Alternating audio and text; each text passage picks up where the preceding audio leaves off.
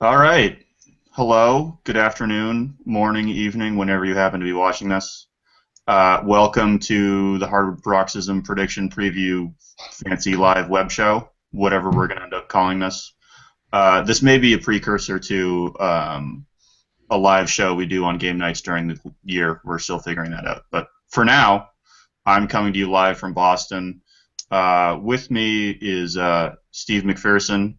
He is in somewhere in Minnesota, Minneapolis. That's correct. Okay. And we have Kevin McElroy. You are in Chicago. Indeed, I am. Awesome. So we are going to run through the league one team at a time. Kevin and I have made extensive, accurate predictions. Accurate by, I'm not sure whose standards we want to use accurate, but we've made our official picks at least. Steve has not made official picks, so Steve's role will be when we are, more than 4 or 5 wins apart. Steve's going to tell you folks which one of us is crazy. I think that's going to be Steve's role today. I do like the idea that I'm the voice of justice, even though I'm the one who hasn't done any work. Like somehow I'm the arbiter of who is correct, even though I haven't done anything for this. But I appreciate that role, anyways. It's the classic tension between artist and critic. I think that Oscar Wilde wrote so well about. And Steve is our Oscar Wilde today. Definitely. All right. So let's just get the show on the road. We're gonna go from worst to best. I guess because that's what people do. The bottom of the league, there's more agreement on. So we'll just blow through the bad teams. We'll start with Philly. I have them going 14-68. I also have them going 14-68. So I have immediately emasculated Steve. I will say that my dream of the Sixers is for them to go 6-76 because that would be the most poetic. Me too. I tweeted about that the other day. It'd be awesome. That would be fantastic. That's great when you go into that season where that's your bar. Is like if you win 7 games, it'll disappoint people not because of how bad you are, but because you won too many games. That's a great way to start the year. All right, moving up one, I have Milwaukee as the 14th best team in the Eastern Conference, and I have them at 21-61. So are we going all the way through the East first, or am I just going my 29th best team? East, right? Well, let's go. I'll do the order. I have Milwaukee either way. I'm just trying to establish the rules of the game. I have the Bucks going 20-62. 20-62. So we're off by 1. Yeah, you're super overrating them. Yeah, I feel like I might be. Which game is that different? Like what? Where do you see that on the schedule? They're going to beat? Yeah, there's this one game against the Hawks in February where I really feel like they're going to get up for it. So, because the game before that they're going to lose on a bad call, and then they're really going to be up for that game. So, I just think it's crazy that Jeremy thinks they're going to lose to the Hawks that night. It's just nuts. Well, so I'm thinking at some point they might decide that Larry Sanders isn't worth it long term. Like he doesn't really get back to his 2013 form. So I feel like they're going to trade him, and they're not really going to miss him in terms of on-court performance. But there's going to be that one game right afterwards where they're like, you know what, we're happy that Larry is no longer messing up our locker room, and we're going to go out and just absolutely beat the doors off of. Let's say Utah. Portland. They're going to beat Portland. So, Ooh, the one game Ewing theory. I mean, it would be a one-game Ewing theory, but I think it's. I forgot about that corollary. Okay, I'm there. They're the 14th best team in the East. Yes. Cool. Let's just go through the league, regardless of conference, just because I have that in this order now.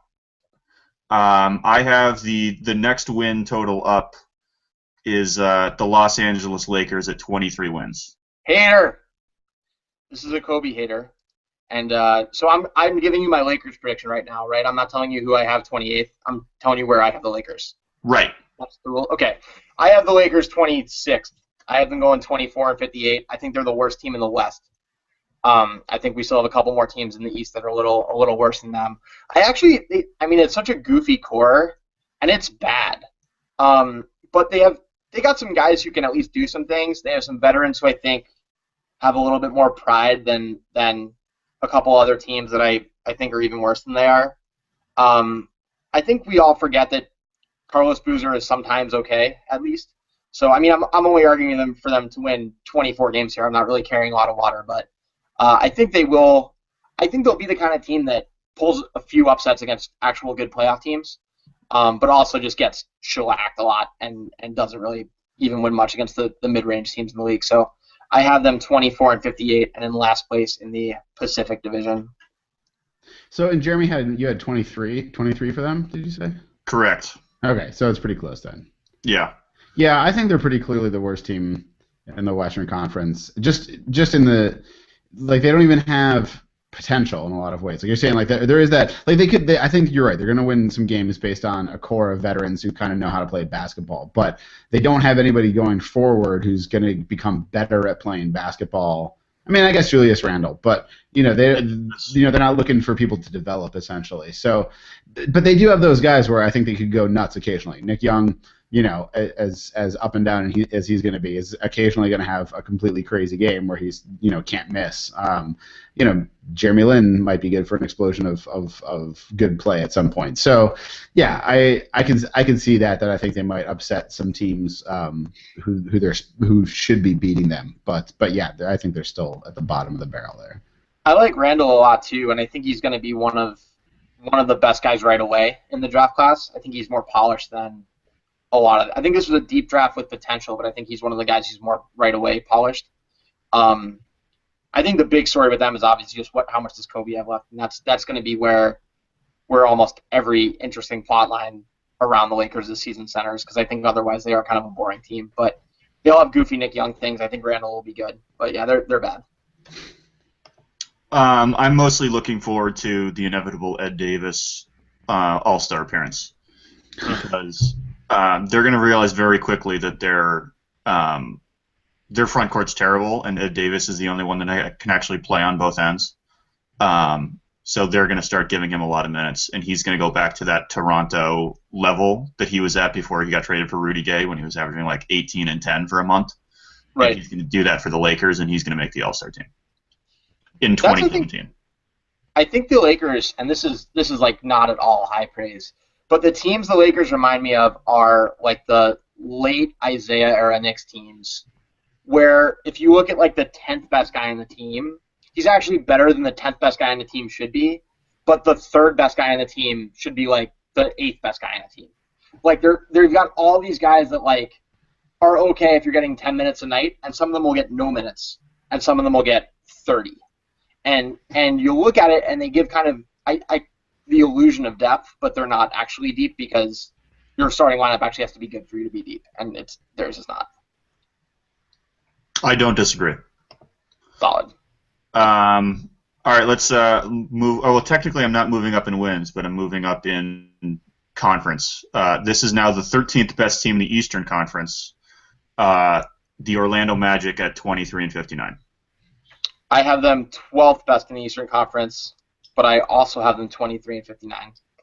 And I have them behind the Lakers in the overall power rankings. This is the opposite of the Lakers, right? This is a young team that's going to be fun to watch, even when they're bad. They are going to get absolutely crushed by the best teams in the league, but when they play the mid-level teams, they'll have nights where they're working a little harder and they're a little too athletic, and they'll get guys in foul trouble. So I think Oladipo is going to be a really fun guy to watch this season. I think Vucevic is a guy who's going to be a player, and I think this is a fun 23-59, but a 23-59 nonetheless. So I have them deep buried in the Eastern Conference and coming in last place in the Southeast. And that Southeast division all of a sudden is not a fun place to play, depending on where you land on the Hornets and Heat. I think those are both above average teams. I think Washington and Atlanta will both be good teams as well. And I think it's an open division in the sense that if you can win 50 games, you can probably take the division. but it's a tough division for the worst team because I think all those teams are going to beat up on each other. They're all going to need wins, and they're all just going to beat the piss out of Orlando.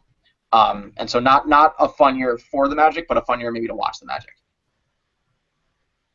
I think we're leaving out Steve a bit by agreeing too much.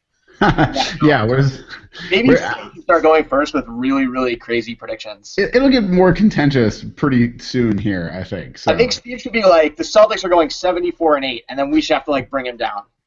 There you go. A better way to structure this. We should have sent you our picks before, so you knew them, but we didn't know each other's, and then let you be like the MC and make us fight. Right. Oh well. This is fine too. Really thought this out. This is a very professional, well-planned event. I feel pretty much the same way in Orlando. I think they're going to be fun to watch on defense, in so much as they're going to have possessions where they're just going to absolutely shut everything down because they're so long and so athletic. And then, like, literally the next trip down the court, they're just going to get torched because they don't know their rotations yet, and they're all rookies or second-year players. Like, they're all young. So I think it's going to be like a night and day type of defensive effort with them. I think offense, they're going to be brutal because they just can't shoot. But I think just with the athleticism and length and all that stuff they have on defense, I think they're going to be really fun to watch, just in terms of the peaks and valleys, like in a given game. I think they're going to go possession to possession on being great defensively and being terrible defensively. So I think that's going to be interesting to watch. Well, and there's a lot to be said for. I think a lot of teams that are young tend to build around trying to get that guy who's like a home run offensive player, and then you don't really have defense, and then the offense comes in fits and starts as well. So it's sort of interesting to look at a team like the Magic, who seem to really be building around sort of a defensive mindset in the first place, and not having that many shooters. So I mean, I think it's an interesting approach, and in some ways I think it's smart. So. It seems like it'd be a lot easier to add in pieces that can bring you some offense rather than try to, add in pieces that bring you defense. Because I think if you're building from the defense up, then you're teaching defensive principles. Again, it's going to take, like you're saying, I think you're right. It's going to take a while for that stuff to happen, and probably not this season. But I think they're going to be fun going forward. But yeah, that prediction for record seems about right. So. Okay, we're gonna jump one win in my predictions, and we are going to the 14th team in the West, and it is the Utah Jazz at 24-58. So I have them 13th in the West and 24th overall, I have them winning. What'd you say? 24 wins. I have them winning 26 games. I actually like this team in terms of wanting to watch them on League Pass, and thinking that they actually have a plan and are moving in the right direction. I loved their draft. I like their young core. I think they have depth and athleticism in a lot of places. I think this is a leap year for Derek Favors. I think it's a potential leap year for Cantor. I love the Rodney Hood pick. I like Trey Burke and Burks and Exum as a young backcourt. It's funny, I went in thinking this was a team I was going to pick to be a surprise, and then as I started to go through, all right, I was thinking like 34, 35 wins for the Jazz. And then I was looking at all the teams they're playing and thinking, well, where are they coming from? And it's too tough a Western Conference. There just aren't 34 wins there for them. But I think they are going to give good battles to a lot of decent teams. I think they've got a bunch of guys who are starting to be polished enough to be like an 8 or 9 man rotation already, and they're only going to get better. And I actually think I like the diversity of the playing styles. I like that they have, they have Hood and Hayward who can shoot. They have guys in the backcourt who can handle. They have bigs who can defend a little bit already and rebound. So I like this group, but I'm with you. I mean, you put this team in the East, and I could really talk myself into 34, 35 wins, but it's just too big a hill to climb in the conference they're in and in the division they're in. So I'm with you that they are a mid-20s team this year. But I think next year, if their core stays intact and if Exum develops, this could be the team that has the biggest leap. They remind me a little bit of the T-Wolves a couple years ago, who were really bad, and then last year were actually kind of passable. I think this year is that bad year for the Jazz, and next year is the, hey, look, the Jazz start off 12-7, are they a playoff team or not kind of year. So I think this is the year before for Utah. Yeah, so I think I'm not sure I agree with you on their long-term prognosis, just because like Exum we don't know that much about, so it's hard for me to say, oh, he's going to be a stud or he's going to be a bust. Like I actually need to see him play like 10 or 15 games before I do say that. But everybody else, I feel like I'm relatively lower on than everybody else.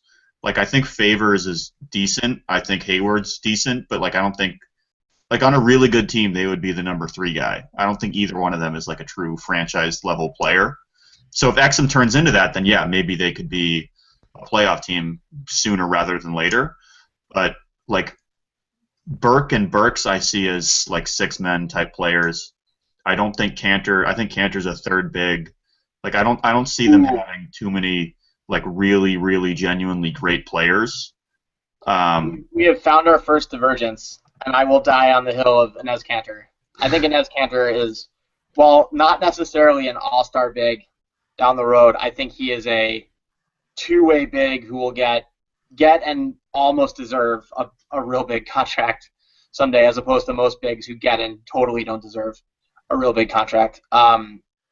I think he's that guy. Maybe Steve can chime in as the resident Enes Kanter expert. Do you have a tie-breaking vote here? Oh man, Enes Kanter, that's a tough one.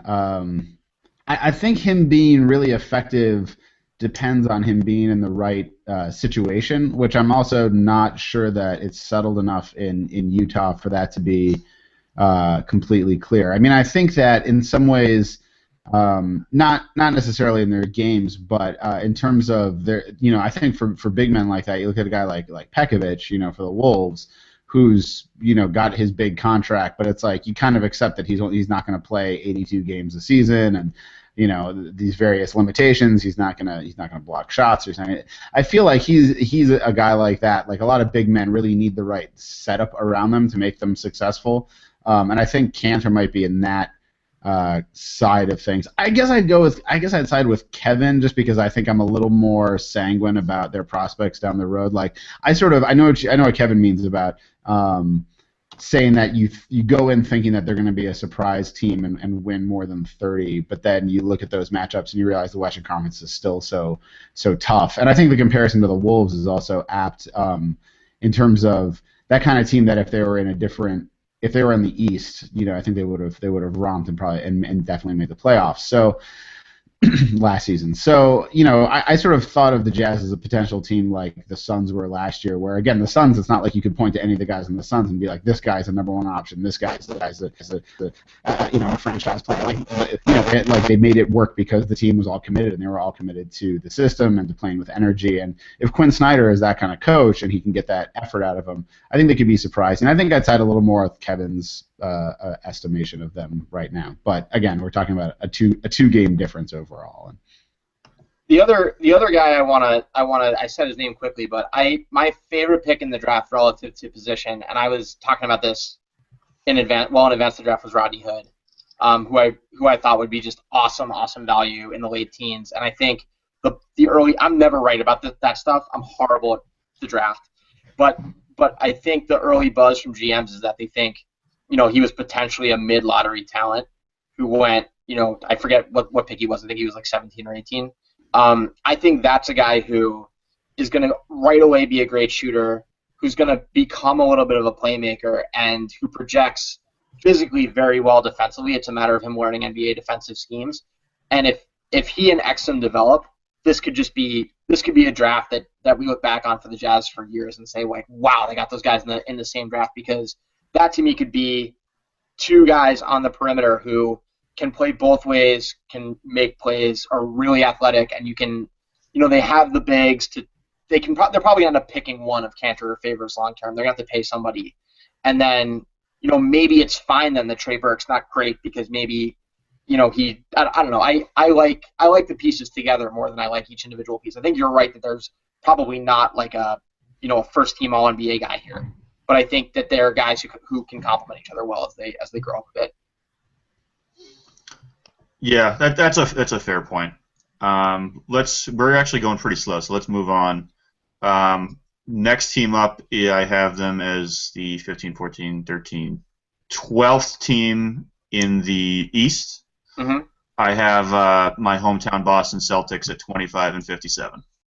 Well, and you picked a good team to try to speed up on because I have very little to say about the Celtics. I have them going 22 and 60. I have them below the Lakers. That was my next team up when you picked the Lakers after we agreed on Philly and Milwaukee. I think they're bad.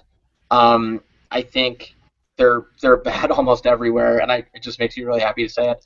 And I think the odds are that while I don't know if they're going to find a great spot for Rondo, I don't think he's going to really.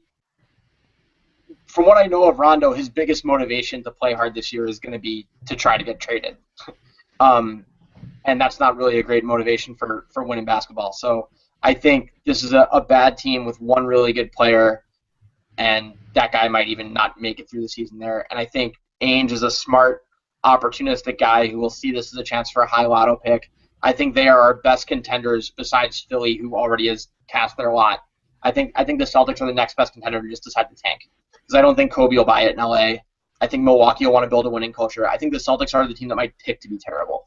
And I have them 28th and in last place in the Eastern Division, in the Atlantic Division. No, sorry, in second to last place in the Atlantic Division, but the third worst team in the league. Yeah, I'm with that. I feel like, yeah, we can move. I think that assessment of, like, you have one really excellent player who is completely unsettled on the team and could be gone, and then a lot of guys who might be good at some point. That's not a good combination for making those guys get better very quickly. So, I think that I can't really. I don't know if I can split hairs with the record on this. Maybe Jeremy's a little biased since it's his hometown team. So maybe somewhere in between. Maybe 23 wins. This is actually something that a lot of people don't know. I actually don't care for the Celtics. Okay. I mean, I don't say I don't like them. I'm just indifferent about them. And I think so. I actually wrote this my first post at Knickerblogger. Sorry. Thanks for the plug. Yeah, I'm pretty sure I wrote this in the first post I wrote there. But when I was growing up in Boston, the teams were the Pitino, ML Carr years, and they were terrible. And it's not just a nurturing environment for a young basketball fan. So I started watching the Knicks because I thought if I didn't, then Anthony Mason would come to my house and beat me up. He would have. So I just started watching I watched the Knicks more than I watched the Celtics when I was growing up. But Fair. I mean, I'm not really a Knicks fan either. I don't really have a team that I root for. But Sure. So the way that I broke this down when I was writing my previews, I broke it down into groups of 6. So I'm now into my second group of 6. Those are like my tiers, I guess. So this is the first team in the next tier. I have Minnesota at 30 wins. I have Minnesota at 28 wins. Yeah, I have them. I actually have them 22nd. So we skipped a few teams for me. I ended up having a lot of teams in the mid-20s because I think this is a pretty unforgiving league where even the 500 teams are actually going to be really talented, and I just don't have many teams between like 28 and 42 because I think if you're not good enough to be 500, you're going to get beat a lot. We're in the same range on Minnesota. Wiggins is obviously the interesting thing about this year. Does Rubio take another step forward? I'll let Steve talk about Minnesota since he knows more about them than either of us, but we're pretty much on the same page. Yeah, I think that's about, in terms of win total, I think they're going to be kind of like the Magic that you said it was going to be a fun low win team, and I think that is. I think that the Wolves are going to be a lot more fun for fans of the Wolves and probably for the general population than they were last season to watch when they were either blowing teams out or just failing to win games that they were ahead in by small amounts. So.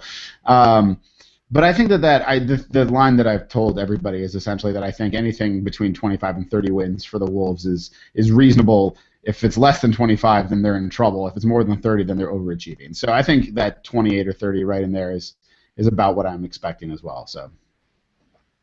Yeah, I mean, I'm sort of with Kevin. I don't really have too much to say about him.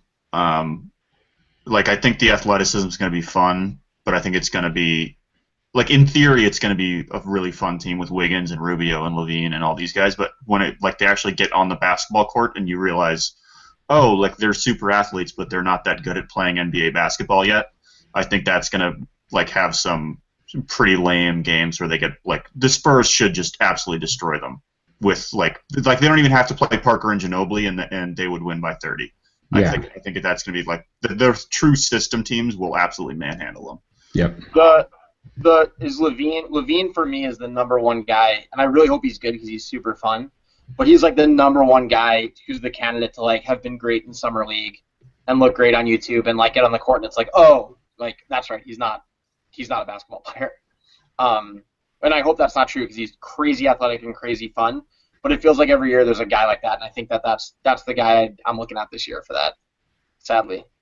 Yeah, it's one of the just real quick on him. It's actually one of the things that makes me glad about Wiggins coming over specifically because I think that takes a certain amount of pressure off Levine. Like I don't think there was a ton of pressure on Levine. I think people are reasonable in understanding that this team is not going to be very good. But when your top draft pick doesn't look like an NBA player, which I think it's possible that Levine is not going to look like an NBA player, that can be difficult. So if you've got, but the thing is really the pressure is on Wiggins now, which I think frees up Levine a little bit, and I hope that he does develop.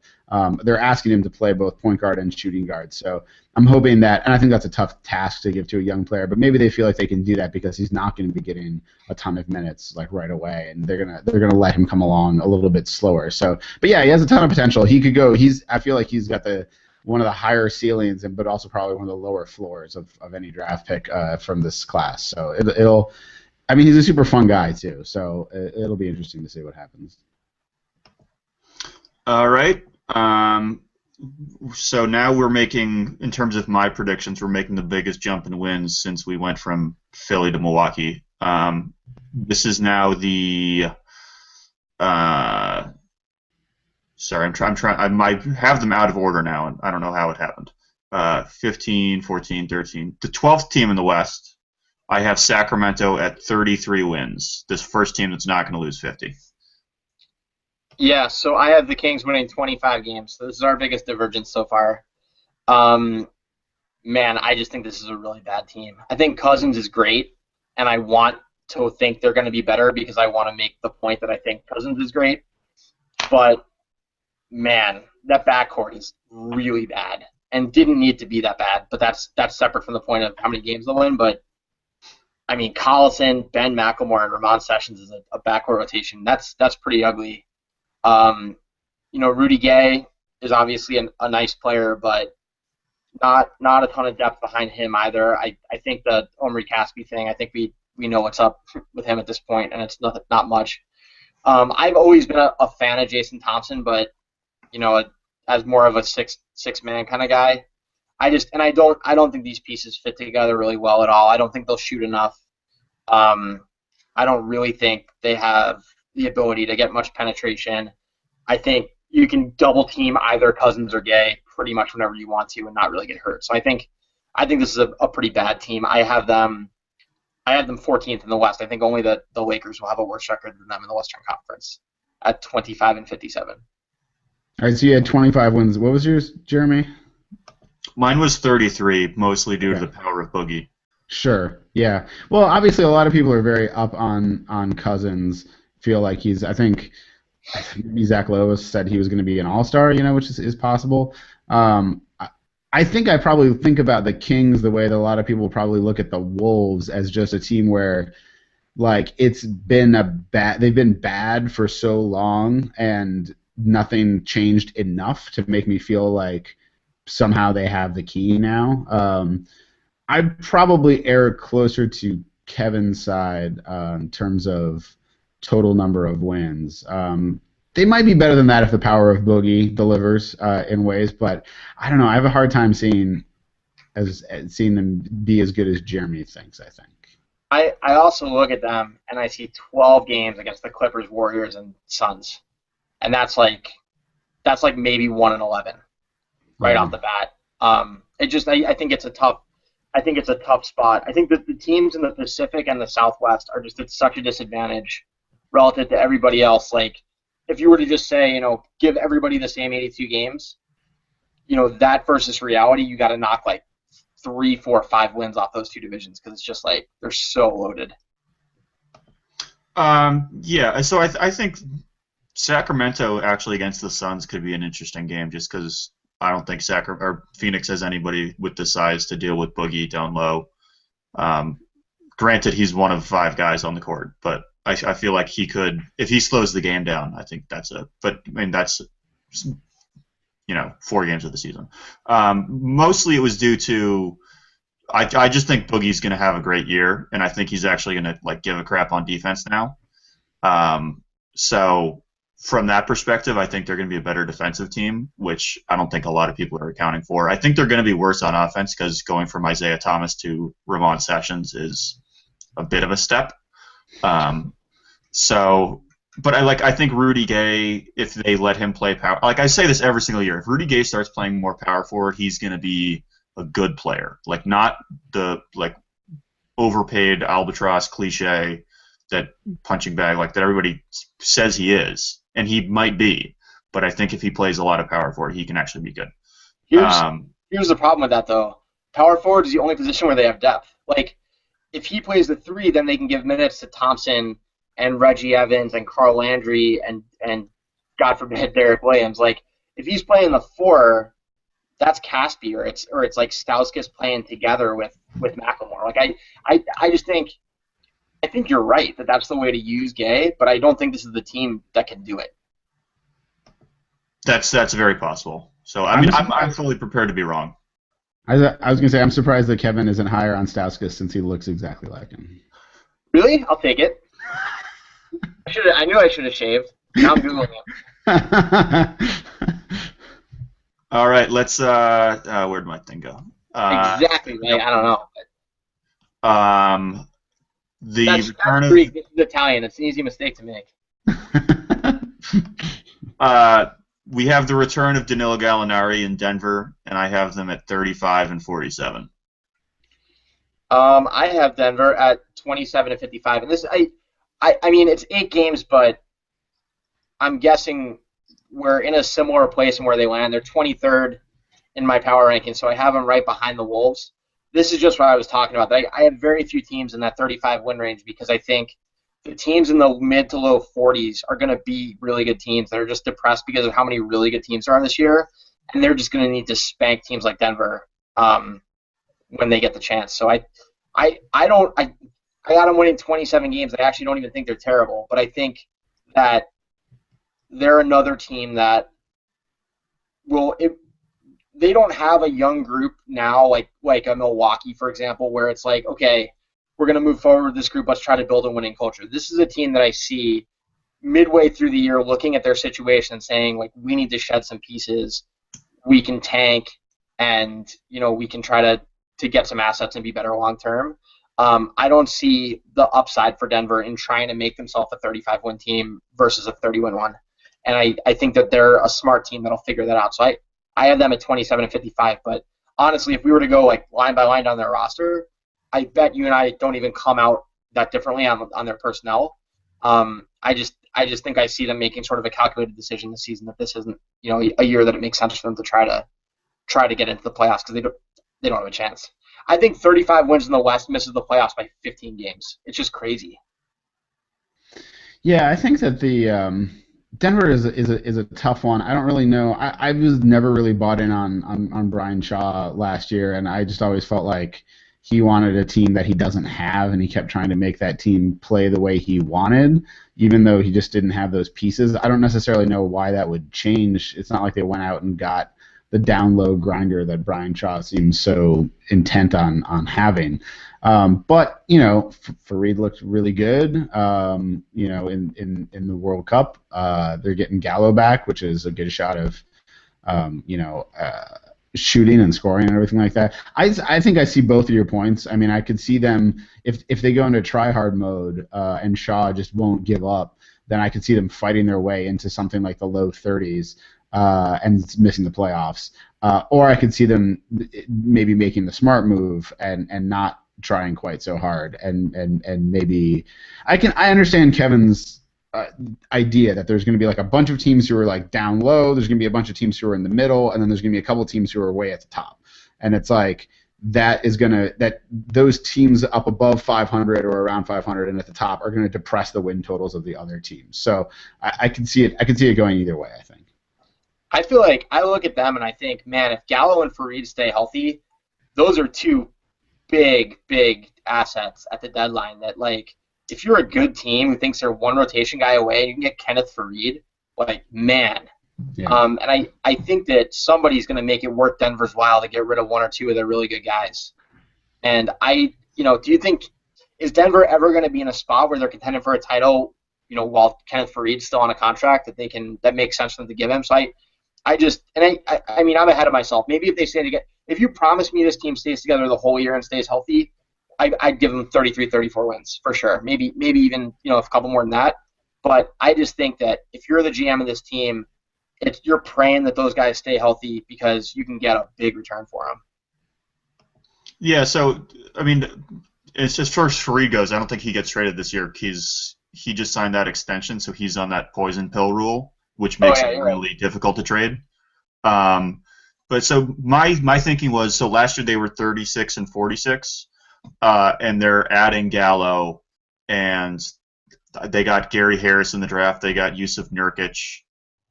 So like they got some guys that can play. And somehow I still had them winning fewer games just because I hate Randy Foye that much. But I think they're going to be about as good as they were last year in the grand scheme of things. Just not, like I get your point about the West at the top is going to be better, and even in the middle is going to be better. So that's going to depress the win totals. But adding Gallo back, I think, is going to like offset that a little bit. So I have them pretty much like where they were last year.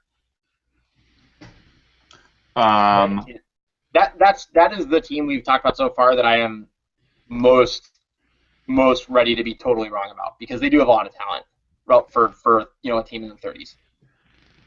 Yeah. We're going to switch back to the East now. This is the 11 seed in the East for me. I have the Indiana Pacers at 36 and 46. Yep, I have them 10th at 35 and 47. I'm in about the same spot. They're 20th on my whole list of the NBA. Just a really boring team that I worry that they might be even worse than that too, because I love Hibbert. I was at Georgetown the same time as Hibbert. I just think he's a great guy on top of liking the way he plays. But I look at that group and I think Paul George is obviously a big deal last year, of course, but so much of what they were last year was the way they played, and when the team bond started to break down a little bit, it just got so ugly. And I think very quickly it's going to become clear they don't have a lot to play for this year. And when so much of your identity and your success is tied up in your intensity, like, are they even? I have them at 35 wins too, but this is one where I think there's potential variance the other way, because this could be a train wreck. They could just decide, like, what are we even playing for, and not want to put up with Vogel's yelling and ferocity, and just decide, like, I could see this getting very, very ugly in Indiana.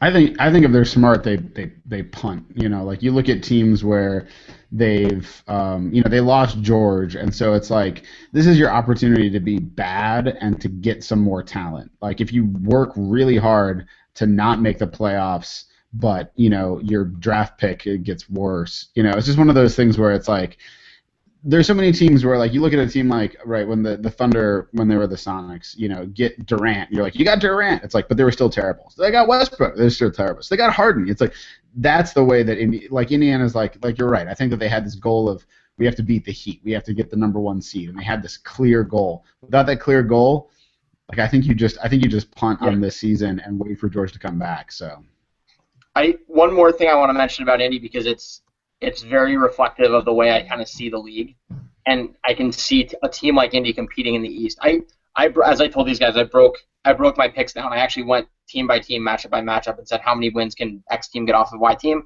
I have Indy going 26 and 26 against the East and 9 and 21 against the West. Like, because they're just not going to be able to run with those guys. Who are they going to, other than the really bad West teams, I can't even see them pulling an upset because they just can't score. Whereas against the East, they're going to be able to make enough games into rugby matches that, like, if they could play 82 games against the East, they might be a 500 or better team, but they just don't have the firepower to play the really good teams in the league. Yeah, I have them as the 30th offense. I think they're going to be like impossibly hysterically bad on that end. And my goal for this year is to not watch more than like one Indiana game a month, if that. Like most teams, I try to get to like 2 or 3 times a month. Like even the bad. Like I liked watching Philly last year because they were just funny to watch. But I think Indiana is going to be the team I watch the least. If I watch them more than 5 times, I'm going to be disappointed in myself. I mean, what's the most fun thing about watching? It's just even Philly's got Noel at least. Like there's just nothing. This Indiana thing is it's just going to be, and that I think the players on some level are even going to realize that, and that's where I think it could just get super ugly. Yeah, I think the argument for them being a half decent team is they will probably still give a crap on defense and probably finish like 9th to 11th in defensive efficiency. And if you're like even that good on defense, it's hard to be terrible. Yeah. Like I think so. I looked this up. The only teams to finish top 10 in defensive efficiency and miss the playoffs, I think it's only happened twice in the last 10 years. So if they're going to be that good on defense, I think they're going to be in the hunt for the playoffs. But I think at the end of the day, I think they're going to be the 30th ranked offense, and I think that's going to cost them. Moving one up from them, Kevin's Knicks. I have them at 37-45, same record as last year. I also have the Knicks 37-45. So not a lot. I mean, presumably we don't want this to be a 3-hour podcast, so I'll probably just leave it as I have them at 37-45, and just say that for the first time in a really long time, I like the plan at One Penn Plaza, and that doesn't mean I like the roster this year and how it works together, but their point guard situation is a little better, but it'll still be brutal defensively. People are saying like, oh, Dallenberg is, going to give him what Chandler does. That's crazy. I mean, they ran so much good pick and roll through Chandler in his whole time in New York that's not going to happen. But I do think that it's an offensive system that fits Melo better, that fits J.R. Smith better, that even potentially fits Amari a little better because they really weren't using them in the pick and roll much anymore last year. And guys like Shumpert and Hardaway, I think, will benefit from the very defined roles they'll have in the triangle. So I think their offense will be passable, not great. I think their defense will be bad. I think they'll, much like Indiana, go about 500, maybe a little better against the East, and I think they'll just have a very hard time beating the very good teams in the West. So I have them winning 37 games. And that 37 games in the way I have the wins set up is not a playoff team in the East. I have them 9th in the East and missing the playoffs by 3 games. Here's to the future and the New York Knicks. I agree. I'll just say that basically. Like that, I see that win total seems accurate, but I do feel like rather than continually scrambling, it seems like they are actually trying to lay in some groundwork for something that might take some time, rather than just trying to continue to stay relevant year by year. So I like that. I will just say that I made a point to pick them at the exact same record they were at last year. They were the first team I made a prediction for, and I said they are going to finish exactly where they finished last year, and then I went, this team's better than them by this many wins, this team's worse than them by this many wins, and then just worked my way out from there. That is the most relevant the Knicks have been in the NBA landscape in about 20 years, so thank you. All right, moving one up from them, this is my last lottery team in the East. I have the Miami Heat, 38-44. So here we go, Steve. Dust it off. Wow. I have the Miami Heat winning 52 games. Oh boy. Yeah. Couple things. Last year, Dwayne Wade took 35% of his shots at the rim and made 70% of his field goals at the rim. I'm starting there because people are looking at this team and saying, well, LeBron's gone, Wade's old, Bosh is like Dwayne Wade's really good, and he's not really good for 35 minutes a night for 8 months anymore. But he's really good, And that hasn't changed. And he's a good defensive player too. Chris Bosh will probably take the most shots on offense this year. And Chris Bosh is really good and has been underutilized, just based on his efficiency stats the last couple of years, and rightly so, because you don't take shots away from LeBron. But this is a team that at least is somewhat set up to distribute the LeBron shots to other guys who can be really, really efficient offensive players. Luol Deng is an awesome addition for this team that loses LeBron. They can, if for no other reason than he's shown in the past that he can just play major minutes. So they're not going to need to replace LeBron by committee in terms of small forward minutes the same way. They're going to get athleticism. They're going to get some ability to take on volume offense at least passable efficiency, and they're going to get good defense and rebounding, which was a major issue for them last year. The point guard situation is brutal, and the biggest thing for them this year is it was okay to have Chalmers and Cole in the past because so much offense went through LeBron. Can Wade be that? Can Wade be a playmaker like he was 5 years ago? No. I think the answer is sometimes. No. I think the answer is sometimes. I want to hear from Jeremy. I want to hear from Jeremy about his prediction. Yeah, okay. Go. Okay. They had LeBron last year, and they don't now. I feel like that's pretty relevant.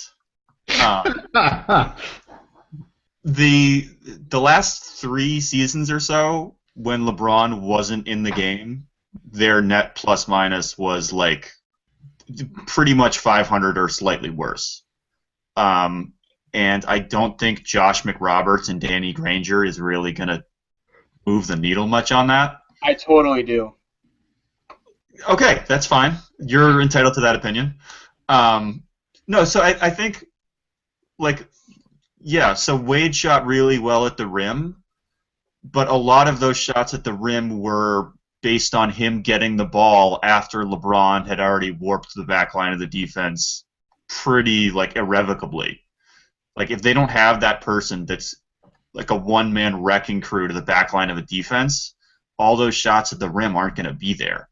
Because I don't think Wade's going to be able to do that a couple times a game where he's just all right, I'm going to the basket, but then the next 3 possessions is going to be oh, my knee hurts now. My back hurts, I'm old, and I can't do that. I don't think he's that guy. So, I think their defense is still going to be, reasonably good, and I think Spoelstra's a really good coach that can get the most out of a fairly limited roster offensively. But, Wade and Bosh got most of their looks because LeBron was the guy that was distracting everybody else. Even when he didn't have the ball, he was misdirection, and I just don't see how they maintain that level of efficiency. I think they're going to be forced into taking a lot of bad shots. All right, I skew towards Jeremy's assessment, I think. Although I still think they make the playoffs. I think they might be better than 38 wins. I could see them being more right around 500, and I think that's going to let them get into the playoffs as an 8th seed. So, because I do believe in Spoelstra, and I do believe that there's a system there, and I think Deng is I would agree with Kevin that Deng is a pretty capable replacement in a lot of ways for if you don't have LeBron. So, but I think I would skew more towards Jeremy's number than towards Kevin's. Okay. I have them 9th in the East, so it's not like I have them, I think they're collapsing. 18. So, Kevin, what were you going to say? Yeah, so one thing that I did want to point out, because I spent so much time doing it, is, the schedule's imbalanced, right? You play teams in the other conference twice. You play teams in your division 4 times. And teams in your conference that aren't in your division, you play 4 times or 3 times. And that's imbalanced. That's where strength of the schedule differences come in other than just your division.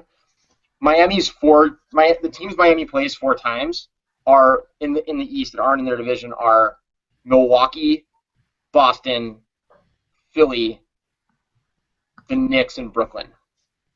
So they actually have a very easy schedule. That doesn't make up our whole difference, but they do. Well, that's 8, 9 games over the course of the season? Right, that's what I'm saying. So my thing is, I don't look at the roster and look at last year's record, right, and say like, oh, they're a 50. I actually think give them an average Eastern Conference schedule, they win more like 46, 47 games. The 52 instead of the mid 40s is a product of that schedule. That's all I'm saying. So it's not the difference between my number and yours, but if 52 seems crazy high, which it does to me just when I hear myself say it, a big part of the reason is their schedule is comically easy. Fair. Okay. I think this is going to be another big disagreement for us. This is my first playoff team. This is the 8th seed in the East. This is the Detroit Pistons at 40-42. So yeah, me and Jeremy were talking a little bit the other day. That's why he went in that way. And how far ahead he had Detroit of Miami, and how far ahead I had Miami of Detroit was a 20-game difference. And we were like, holy crap, how differently are we looking at the league? And it turns out that this is probably our biggest point of contention, and it's just the one we brought up. I have them going 32-50. I mean, I don't think they're going to win 20 games or anything. This is another team where I can see the individual pieces, and I don't really love the fit. Another team like Indy that will be able to largely battle the Eastern Conference to a draw, and then I think just get run by the good teams in the Western Conference. I don't have a ton to say about them. I think Jennings is fine as a scorer, but I don't think he's the right guy to get shots for the other guys in this team who are going to need his creation. I don't love Josh Smith really as a fit here. I'd like him more in a team where he could play a little more 4, and I don't think that I think the Monroe-Drummond middle is going to tempt him to, try to be the perimeter player that everyone gets mad at him for, trying to take too many threes. So I think it's kind of a blah team. I think it's a low to mid 30s win team, and I have them 32-50, which puts them 11th in the East for me. Yeah. So for me, I think this is something that I first started to think about during the Odom, Gasol, Bynum Lakers teams. There are 96 total minutes between power forward and center in an NBA game, and if you have 3 really good bigs, like you should just play those 3 guys for those 96 minutes and like mix and match and do whatever you want. Like that's 32 minutes each, and I don't think Drummond's going to need 32 minutes. I think he's only going to play like 26, 28. Like Stoudemire, Bargnani, and Cole Aldrich. Yeah. Absolutely. Well, I mean, they have Jason Smith too, so you don't want to. Sorry, leave we're him not out. 24 minutes each. No, but I don't think you need to play all 3 at the same time. I think there's enough minutes to go around, and I think you can make a reasonable case for Drummond coming off the bench because, if for the athletic freak that he is, he still doesn't get defense that well. He's he'll come out of nowhere for some crazy plays, but on a possession-to-possession basis, he can be bad at times. And I think Greg Monroe, you could make a case for him coming off the bench because to some extent he doesn't really fit into their long-term planning because he wouldn't sign an extension. And then from his perspective, he could say, okay, I'm going to show off that I'm a good guy and that I care about the team and then I'll come off the bench and do all that, and that will help me in my free agency. I think that's sort of a, somewhat of a reverse thinking of the usual way. I want minutes because I'm going to be a free agent, but I think there are 2 guys that you could reasonably expect to take coming off the bench and not whining about it too much, and that would limit the amount of time that all 3 of those guys are on the court together, and I think that was their biggest problem last year. I think the more they limit that, the better they're going to do, and I think Stan Van Gundy's smart enough to figure that out. And I think they're going to be better at shooting. I think signing Jody Meeks, even though he's ridiculously overpaid, I think he gives them shooting, which they need.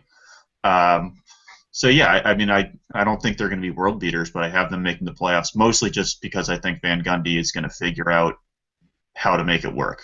He's never had a season under 500. So yeah, I think that's the thing. I think it all comes down to how you feel about Stan Van Gundy, and if you feel like whatever it is, he's going to figure it out. Which I think I would go with. I think I would ride with Stan until proven otherwise. I mean, it's always possible that this is where he doesn't make it happen. But if you look at the Magic teams that he did so well with, and you look at Jennings, and you're like, well, this guy. But then you look at Jameer Nelson, you're like, he made Jameer Nelson look like a pretty decent player in a lot of ways. That All-Star game.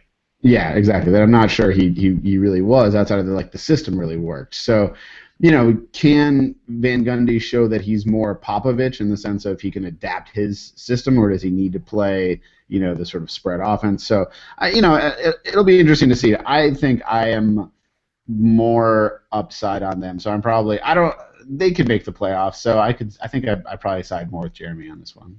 I just want to throw. I think you guys both came very close to hitting my biggest issue with them. I love Stan Van Gundy, but their biggest problem is shooting. I think this is one of the easiest teams in the league to defend. Like relative to how good I think each individual guy is offensively, and how hard I think they are to defend. Like, I am collapsing my defense against this team and telling Andre Drummond and Greg Monroe and Josh Smith to beat me in a crowded paint. Try and tempt, Jennings and Smith into their worst tendencies of just kind of chucking. And the great, Stan Van Gundy's a great coach, and maybe he's a great coach who can do it a lot of ways, but the way we've seen him do it is with outside shooting, and it's not here. Jody Meek's fine. Maybe Kentavious Caldwell-Pope takes a leap, but I relative to even the other average teams in the league, I think this is an easy team to defend. Yeah. I don't disagree with that, but I still think you're wrong. Okay. Moving up one, this is now my 7th team in the East. I have the Brooklyn Nets, 41-41. Yeah, I have them 40-42, and they're my 8th seed in the East. So no big divergence there.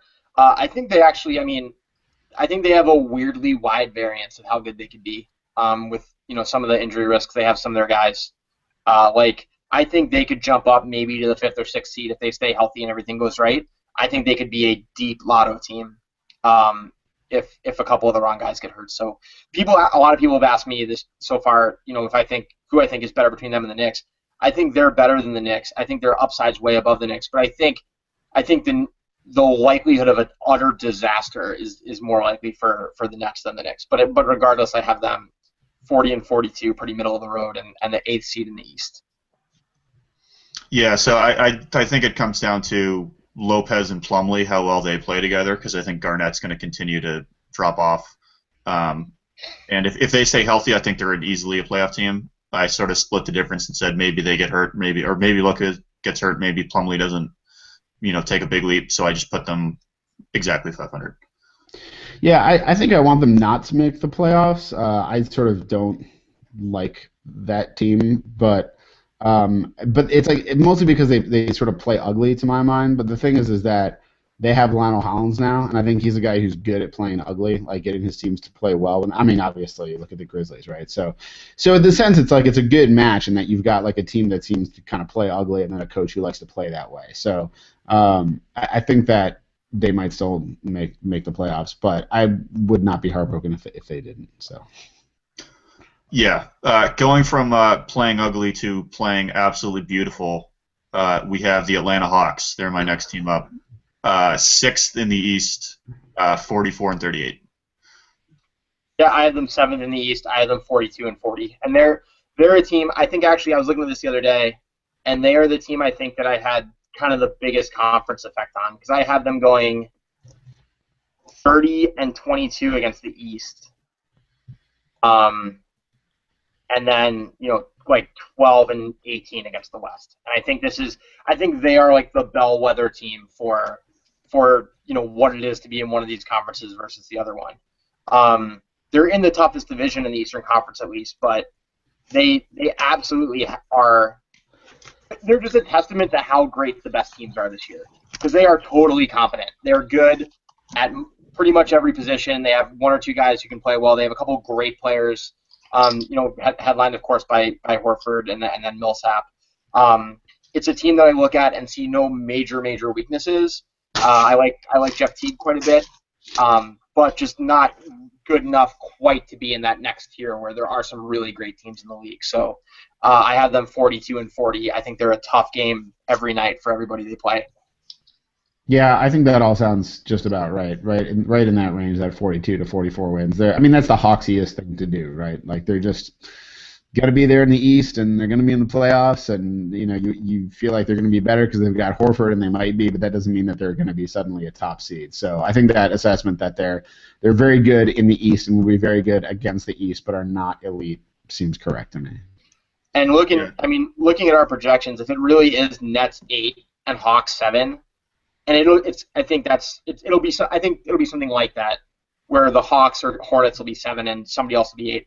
It's a big deal to get the 1 seed in the East this year because the 6 and 7 seeds in the East are actually going to be pretty tough outs relative to most years where there's only a couple good teams in the East. I think if you're the 2 or 3 seed, you're going to have a tough first round series. I think if you're the 1 seed, the odds are you're going to have the only really easy first round series in the conference. So it's a big year to try to get up to that 1 seed. Mm-hmm. Yeah, I think the Hawks are going to be really fun. I think they're probably in my top 5 league pass teams. But that's mostly because I'm following along on Twitter, and then Bo and Robbie and all of their bloggers tweet the exact same thing at the exact same time. I don't know how they do it. Like Kevin, I think me and you and Jim and Bob and Seth should organize like scheduled tweets for like any time that Bargnani does something, we just all tweet the same thing at the exact same time. It's like a bat signal thing, but it's just like a guy missing a jumper way up in the air. Yeah.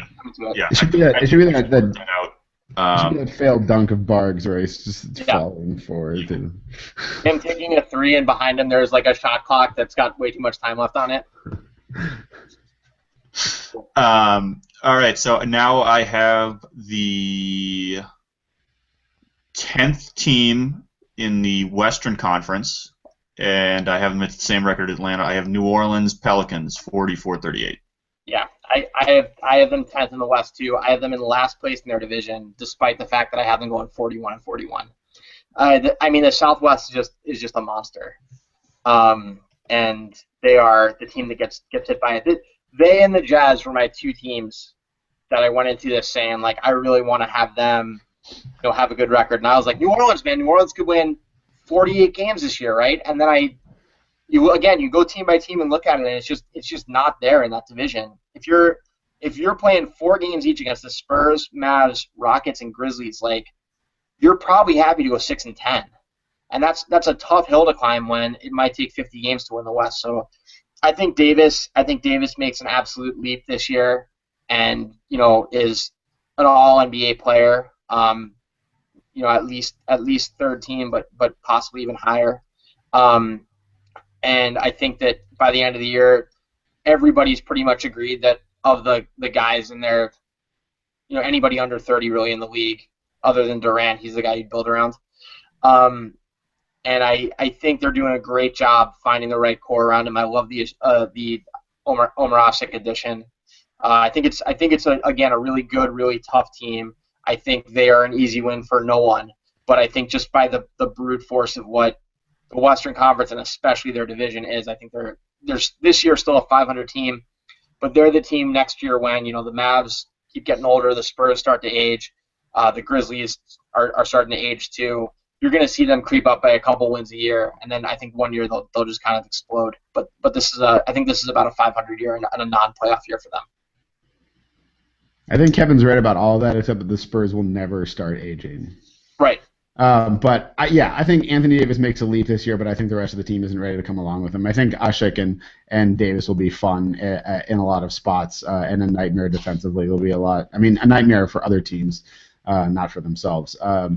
But I still think there's a lot of uncertainty.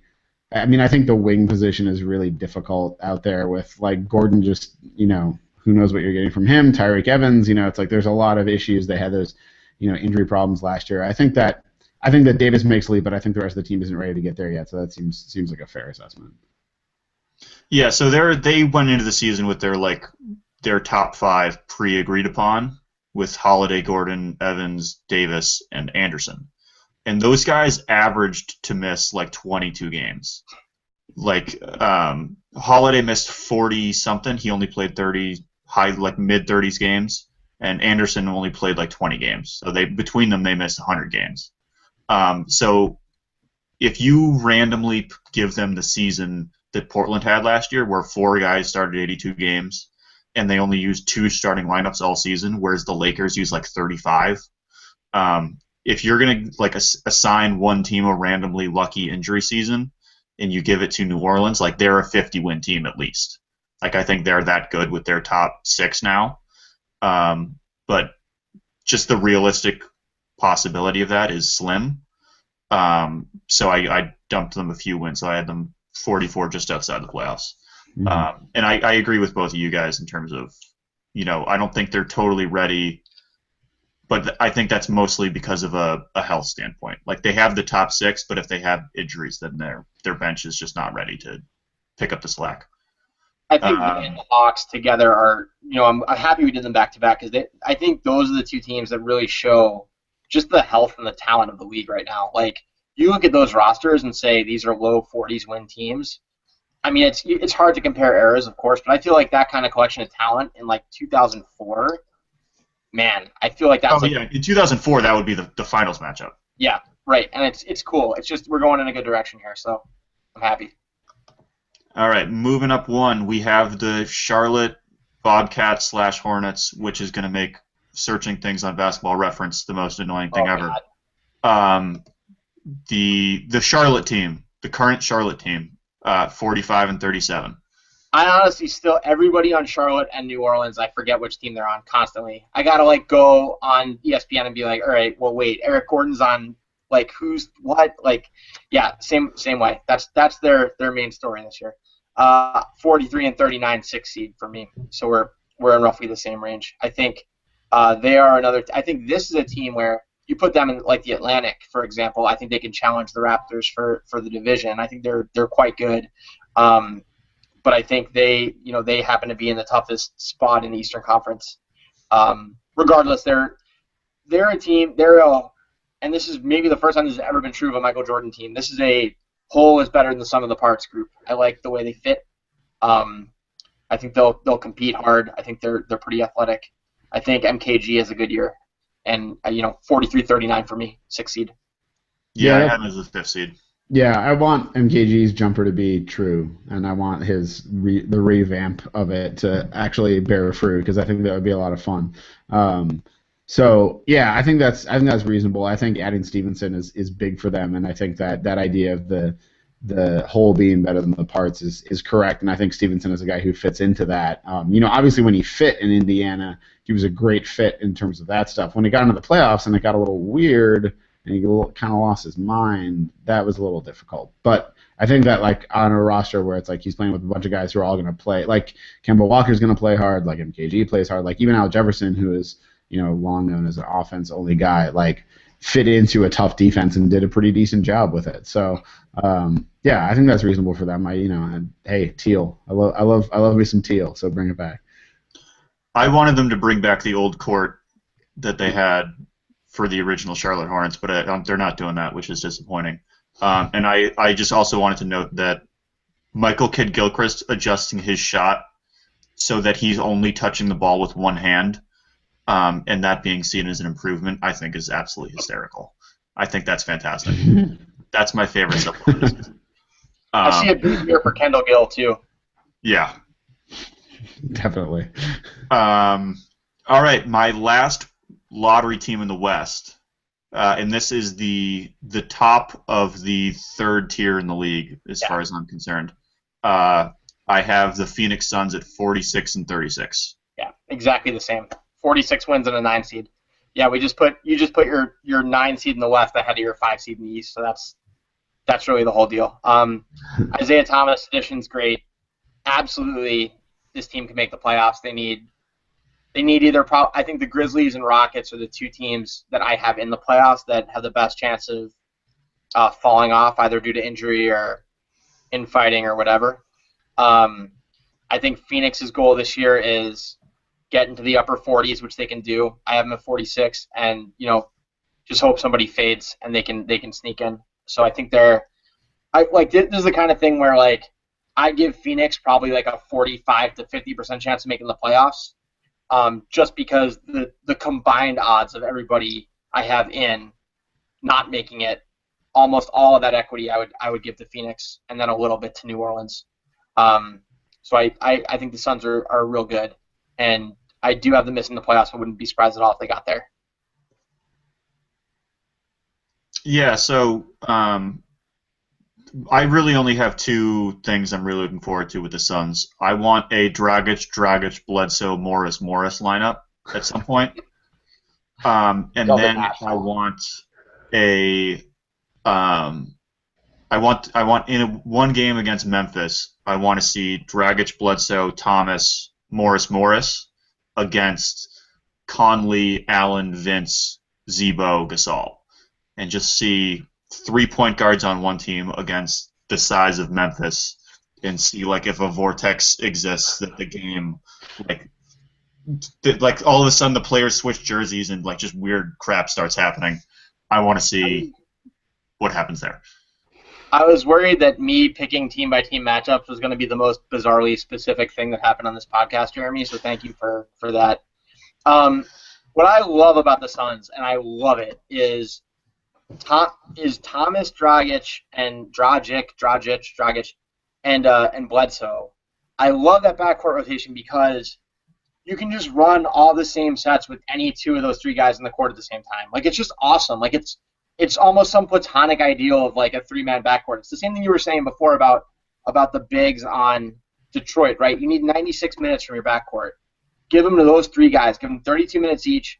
Any combination of them. It doesn't matter who's the point guard or the two. Like, and you just have the same really good backcourt all game basically. And I think it's awesome. So I'm and not that each of those guys individually are the same exact player. Obviously, Bledsoe relies more on athleticism than the other two, and Thomas and Dragic play kind of a savvier game, but you can do the same things, and I love that backcourt rotation. It's one of my favorite things about this season that I'm most looking forward to seeing. So I think that's just a really good team.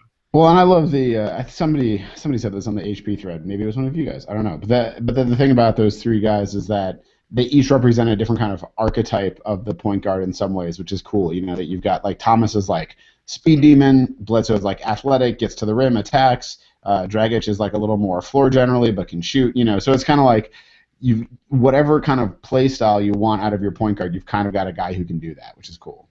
And as a defense, you don't know as a defense with two of them on the court, you don't know what's coming, right? You can on the fly. Well, other teams can mix and match lineups.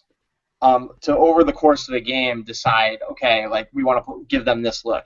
The Suns, from a possession-to-possession basis, can say, okay, you know, Dragic and Bledsoe are out there together. Dragic is running the offense. It's not working. Like, we can beat them on athleticism, though. Let's run the next 3 sets through Bledsoe. It's just cool. Like, it's going to be really fun. Yeah, I think they might be my number one league pass team this year. Like last year, I hated them, but mostly in a vindictive way because I picked them to win like 17 games and then they came out of nowhere. So I just rooted against them constantly because I wanted my pick to be right, and I resented that they were good. But this year, now that I like accept that they're good, I'm very excited to just watch them run up and down the court. And I don't even care if they're good anymore. I just want to watch them run. Like I would just go to their practice and watch them run laps. I have a weird comparison where they remind me of that really good Illinois team that lost to North Carolina in the finals that year with the 3-man backcourt where like Bledsoe and Dragic is Luther Head and Thomas is D Brown. Like I really want them to play some 3-guard because I think those guys together with a couple of their just kind of athletic bigger guys would just be crazy fun too. I agree. I haven't thought about if they're my single. I think the Cavs are going to be the best team to watch in the league, but I think Phoenix is way up there too. Yeah, well, I mean, in terms of just league pass, because Cleveland has so many national games that you're going to see plenty of them regardless. But in terms of like a random Tuesday night on league pass, I'm going to gravitate towards Phoenix, I think. All right, we're moving up one. First playoff team in the West, my 8th seed is Houston, 47-35. I'm a little higher on them. I have them 6th in the West and 3rd in their division. I have them 51-31. My teams from let's see where I have. Hang on. From like my 5 through 8 in the West are just separated by just a couple games. So I don't, you know, I could go. I could have Houston anywhere between 5 and 8 in the West, and I wouldn't be surprised. I landed 6th on them at 51-31. I think people are sleeping on them a little bit. You know, I think everybody's really excited about Parsons on Dallas, and obviously that's a blow to them on two levels because it's a division rival and a team that's going to be about where they are in the playoff race, as well as them losing him. But Harden and Howard is still a great place to start. You still like the coach. I think it's a really good team, and I think it's a 50-win team. I think the way the West is tiered is pretty clear cut. I think we know who the three best teams are. We know who the next five teams are, and then we know there's a gap down to your Phoenixes and New Orleans of the world. So Houston's in that 4 to 8 range in the West, and I have them 6th. Yeah. My two things were, like, Ariza was in a contract year last year, and Houston has already gone down the road of signing Ariza after a contract year, and maybe it's, obviously it happened once, so it's the smallest possible sample that can exist. But I'm just not that optimistic that he can replicate what. I mean, I wouldn't expect him to replicate what Parsons gave them, but I don't think he can. In terms of like a wins added standpoint, I don't think he's going to match what Parsons was. And I think losing Ashik is actually like an underrated loss for them because he would shore up their second unit defense really, really well. And now it's going to be Greg Smith or Donuts or whatever big man they have backing up Howard. I think it's going to really hurt their second unit defense. Whereas all these other top teams in the West have really, really good benches or can score on their second unit really well. And I think that's going to cause problems for Houston. And also losing Jeremy Lin, they just have one fewer ball handler. Unless you think Ish Smith or Isaiah Kanan or whoever they're going to have. I think opening up minutes for Troy Daniels is good. Or that's his name, right? Troy Daniels? The crazy shooter. Yeah, I think opening up minutes for him is going to be good because he can shoot, obviously. But I think just they're going to have less ball handling. They're not going to be able to, like, the secondary attacks on a warp defense. I don't think those are going to be there anymore. So I think they take a slight step back. Yeah, I think that, and this is my unscientific way to conceive of it, but to me the biggest danger with the Rockets is that they're like a thought, not an idea, if that makes any sense. Like in terms of just the way they're constructed, is like it's kind of like, well, here's the way we could make a team. Yeah, let's see if it works. It doesn't. Like the Spurs are an idea, like the Clippers are an idea, like the Thunder are an idea. Like it's sort of like there's a whole concept here. The Rockets are kind of like maybe thought isn't right, but they're like just like a theory of a basketball team right now. So it still seems sort of like it could, a number of things could go wrong, and then they're not going to have like that sort of base level ability to get stuff done. And you lose. I think you're right. You lost some of that with Parsons in terms of his flexibility and the idea of bringing in Ariza. Ariza seems to me to smack of a guy where it's like he has this great year, but he does thing X, and if he doesn't do thing X, he's not going to do it for you. So if he's suddenly not able to hit 3-pointers the way he was, or he's his defense isn't as stout, then he's not giving you anything else. So but I still think they make the playoffs. I still think they're in that tier of sort of 5 teams that Kevin was talking about. So yeah. I love actually the way you put that about the thought and the idea, because I think the Rockets this year are kind of a test of this weird worldview that some people have about the NBA, which is, and I'm not saying weird like wrong, I'm saying it's become increasingly prevalent. I think that if you can get, and I think it's something that kind of crosses boundaries of stat versus non-stat and old school, new school. Like, I think there's this sense of if you've got a couple great players and you can put interchangeable parts who like vaguely fit roles next to them and it'll work. Like, if you've got Dwight Howard and James Harden, like those are brand name guys, and we know what they are, and they really are those things, and they're really good, right? Like, they need an athletic wing. It can be one of a couple guys. They need a quick point guard. It can be one of a couple guys. They need a power forward who can do dirty work, right? Like if you have a couple guys who are, the real deal top 20 players in the league, top 15 players in the league, how much does it really matter who those other guys next to them are, or does it just matter what type they are? Mm-hmm. And I think the Rockets are kind of a weird litmus test for that question this year. Yep. Yeah, I think like as long as they have Howard and Harden, they're not going to be bad. Like that's just impossible. You can't be a bad team with 2 players that are that good. Yeah. But I mean, I would have them as the most likely team to fall out of the playoffs, just because I feel like they're gonna be slightly worse last year, and it was so jumbled that if anybody's gonna fall out, it's gonna be them. But I have them 8th, and like they still have the potential to just rain hellfire from 3 and upset a number 1 seed. So I think they're gonna be really interesting. Going one step up, this is the only Eastern. So I mentioned this earlier. I broke it down into groups of 6. I have 5 groups of 6 here, and this is the second group, the second highest group, and this is the only Eastern team in that group that I have. I have Washington at 47 and 35. And what seed in the East? They are the 4th seed in the East. Okay. I have them 5th in the East, even though I have their record a little better. And that again, that goes to, I just have more teams in the 20s than you do. So now that we're up here, my totals are going to be a little inflated compared to yours. I had them 49 and 33, and the 5th seed. I had them coming in 2nd place behind my Miami Heat in the Southeast Division.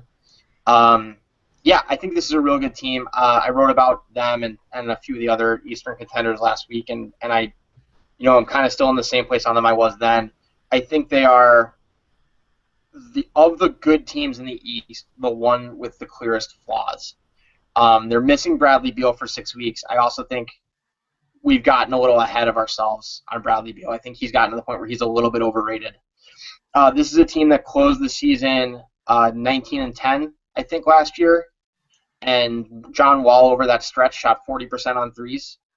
And, it's how much all of that is sustainable for me. I think no matter what, they're a high 40s win team and a playoff team. But I think they are the most limited of the teams that I have, in sort of the upper echelon of the East. So 5th seed for me, 49 wins. Yeah, I mean, we pretty much agree on that, which is nice because Steve just disappeared, so he can't be the tie-breaking vote for this. But so much with me about John Wall that he walked out. Yeah. I'm sort of on the same page with you as Beal. I wrote about him and Dion Waiters over the summer. About how they have more in common they have more in common than people seem to realize. Like their offensive production last year was pretty much identical. Yeah. I think going from Ariza to Pierce is an interesting flip in that, like, I don't think Pierce can defend like Ariza did last year, but I think he's a more creative offensive player, which could help them with Beal out. And will take some pressure off Wall. I think that's an upgrade. I think that's an upgrade as long as Beal is out. I think once Beal is back, I'd rather have Ariza than Pierce. I agree with that 100%. And I think, I think they're going to be healthier up front with Nene and Gortat. So I think that'll. I mean, they were a good team last year. But like they're one John Wall injury away from being terrible. Well, they were a good team, but they were actually 500 at the All-Star break, and then they closed great. And again, the stretch that separated them from a 500 team and what they were, John Wall shot 40% on threes, and that's, I mean, for a guy that as much, because that's not just those made shots, it's the way it made teams defend them, and Beal was better in that stretch as well. And just, is that real? If John Wall is a 38% three-point shooter, then he might be the second best perimeter player on an Eastern Conference contender. But if he's a 32% three-point shooter, then they got some issues with how they're going to get their offense, I think. So it's to me, John Wall more than anybody might be the X factor in the whole Eastern Conference. Because if he makes the biggest imaginable leap to being like a second-team All-NBA point guard or something, right? This team could win the East. If he isn't as good as he looked in the second half last year, they're still a playoff team, but they're probably a first round out. So I think he is the biggest variable that could.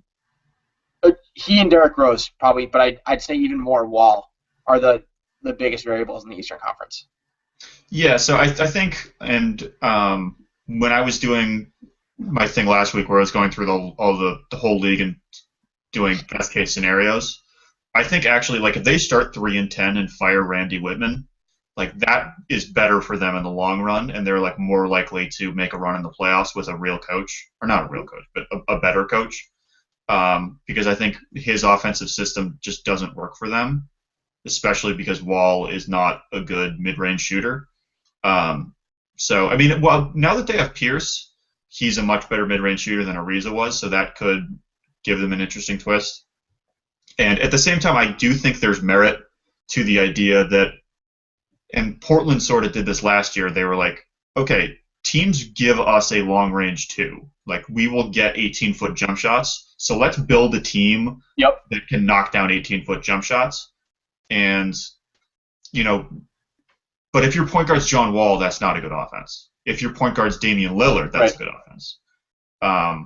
So I think they're the team I'm most on the fence about, whether I think they overachieved last year or whether I think they can make a leap this year. So I mean, I sort of split the difference. I only have them at 47. I think they could be like the third seed in the East, and I think the Hornets could be better than them.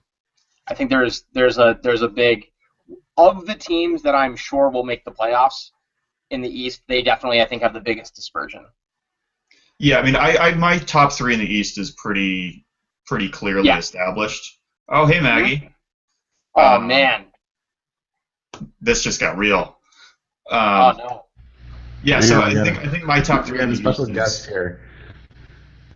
But I gotta turn off my, I gotta switch my sound over so she can hear what's going on here. How's it going? Hey, Maggie. Let's see. Sound. All right. Maggie, you have thoughts on the Wizards? What do you think about the Wizards, Maggie? Well, I got a Piglet shirt. She's got a Piglet shirt on, is what she wants to tell you. Yeah, Okie shirt. I think Randy Whitman's wearing a Piglet shirt right now, too. Well, he got an Okie shirt on. Okay. This is her announcement. Is there something on that cup? That's a cool cup. Yeah. Well, it's a dog. There's a dog. Dog? Who's your favorite basketball player, Maggie? Maya Moore. Maya Moore. Maya Moore, nice. Mine too. It's only I got books. All right, you want to go play? Mm-hmm. Okay. I think I might have to bow out at this point. As featured on the Herman Cain Network. Sorry, what was that? I said as featured on the Herman Cain Network. Yeah, basically. Well, you guys finish up. I'm gonna go take care of my child. So. Cool. Thank you, sir. Okay. Thanks, Steve. Later.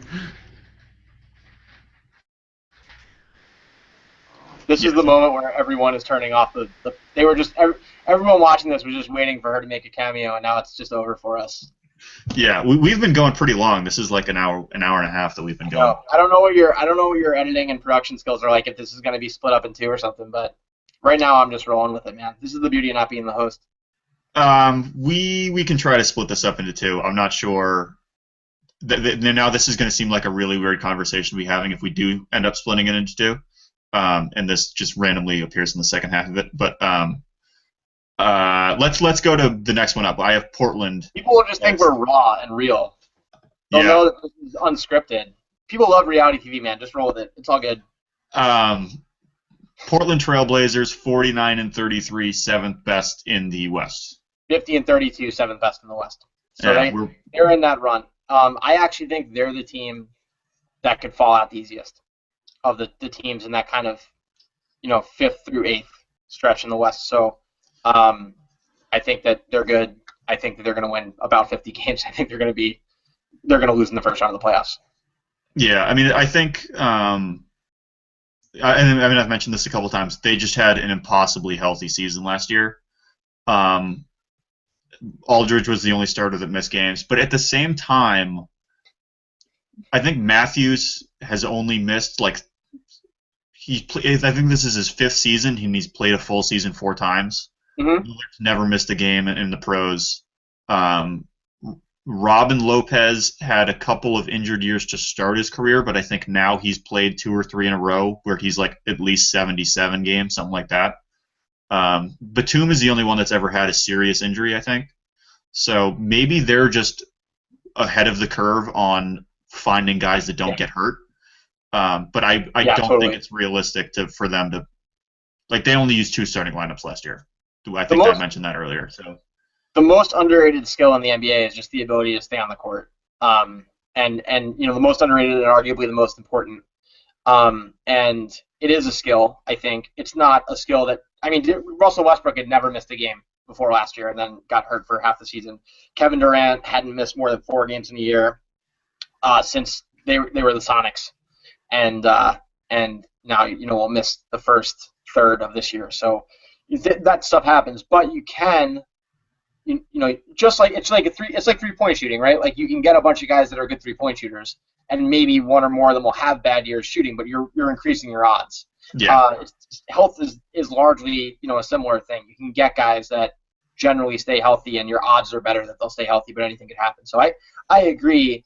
Last year's luck is probably unsustainable, but I don't look for this to be an injury ravaged team this year. And I think that they have enough depth that even if they had 1 or 2, they could live with it. So.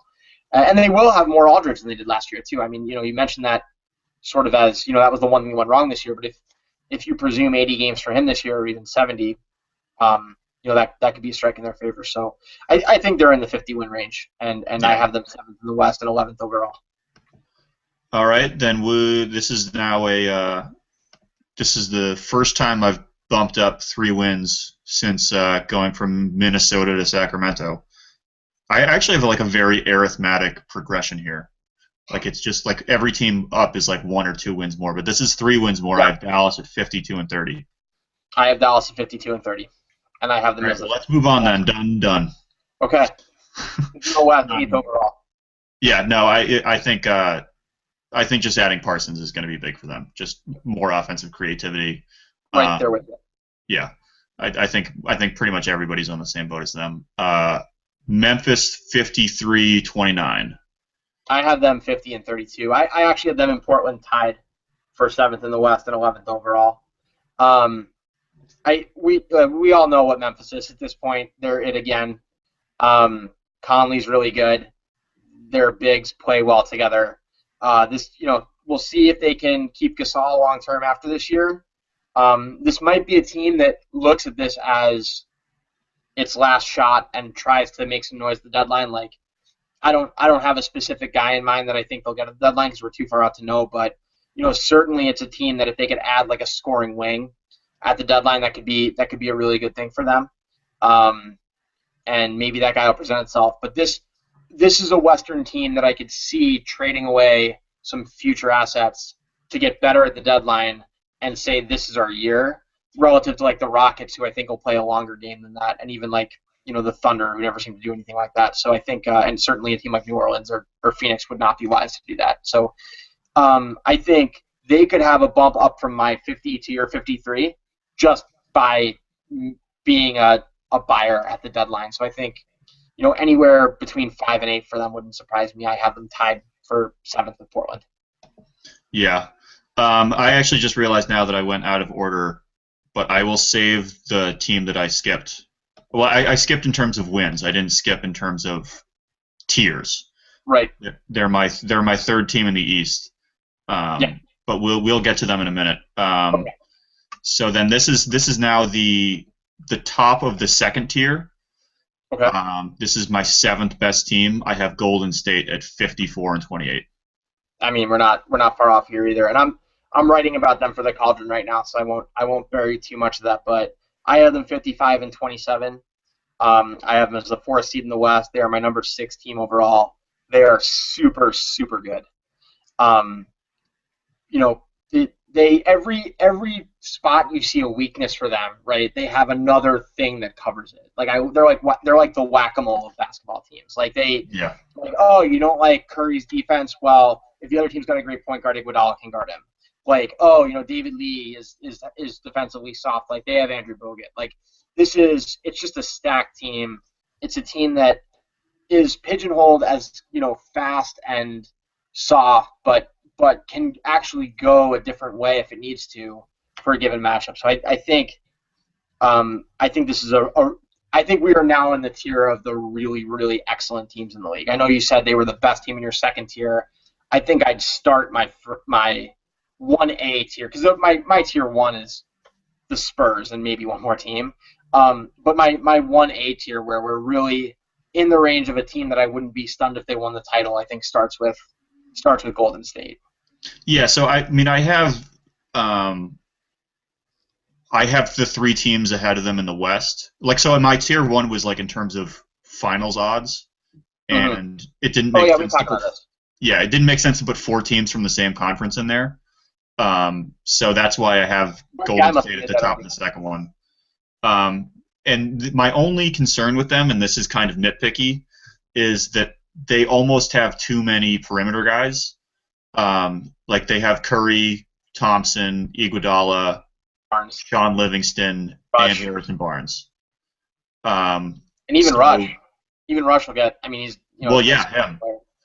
Yeah, so they have like 7 guys that like should be playing and can give them different things. And like to some degree, that's a luxury that they can sort of mix and match depending on the matchup. But like at some point, I feel like someone's gonna start grumbling about not playing enough, and my guess is it's gonna be Barnes, and he'll probably be the odd man out. But like, you know, we were just talking about Memphis being a buyer at the deadline. I think Brandon Rush would be a really good addition for them. Yeah. I'm not sure who they would give up. They would probably have to give up a pick. But you know, teams are always looking for shooting, and Golden State has it in spades. So Rush might be expendable for them.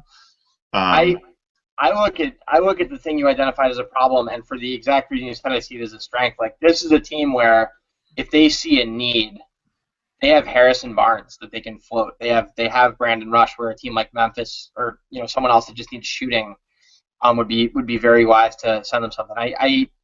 I think it's a team that doesn't have huge weaknesses and is deep enough in its areas of strength that it could trade from strength and get even better if it needed to. I think the minute management is certainly a test for Kerr, and Steve Kerr is the big unknown here, because we just don't know how he's going to be as an NBA coach yet. He was certainly a big coaching prospect, but no, I think they're super good, and I think I'd be very surprised if they didn't win at least 52 games, and I have them at 55. Yeah, I mean, I think the positive sign with Kerr is that he's coming from Popovich and Phil Jackson. Mm-hmm. So, I mean, I don't know how the Phil Jackson tree isn't that illustrious in terms of success. Like, it's Kurt Rambis, and that's pretty much it. But the Popovich tree has been very successful. Yeah. So, I think Kerr will be fine, and I think they'll be able to build an offense better than they had last year, because their offense was only like 12th or 13th in offensive efficiency, which kind of shocked me when I had to look that up. This is something we talked about in the HP thread for a little bit. So my top 6, I have 3 from each conference, and I have one that seems sort of out of place, and that's the one we'll talk about now. I have Toronto at 50 and 32. Yeah, so you have the right guy on this to not call you on that being out of place, because I love the Raptors. I think they're really, really good. I think it's not crazy.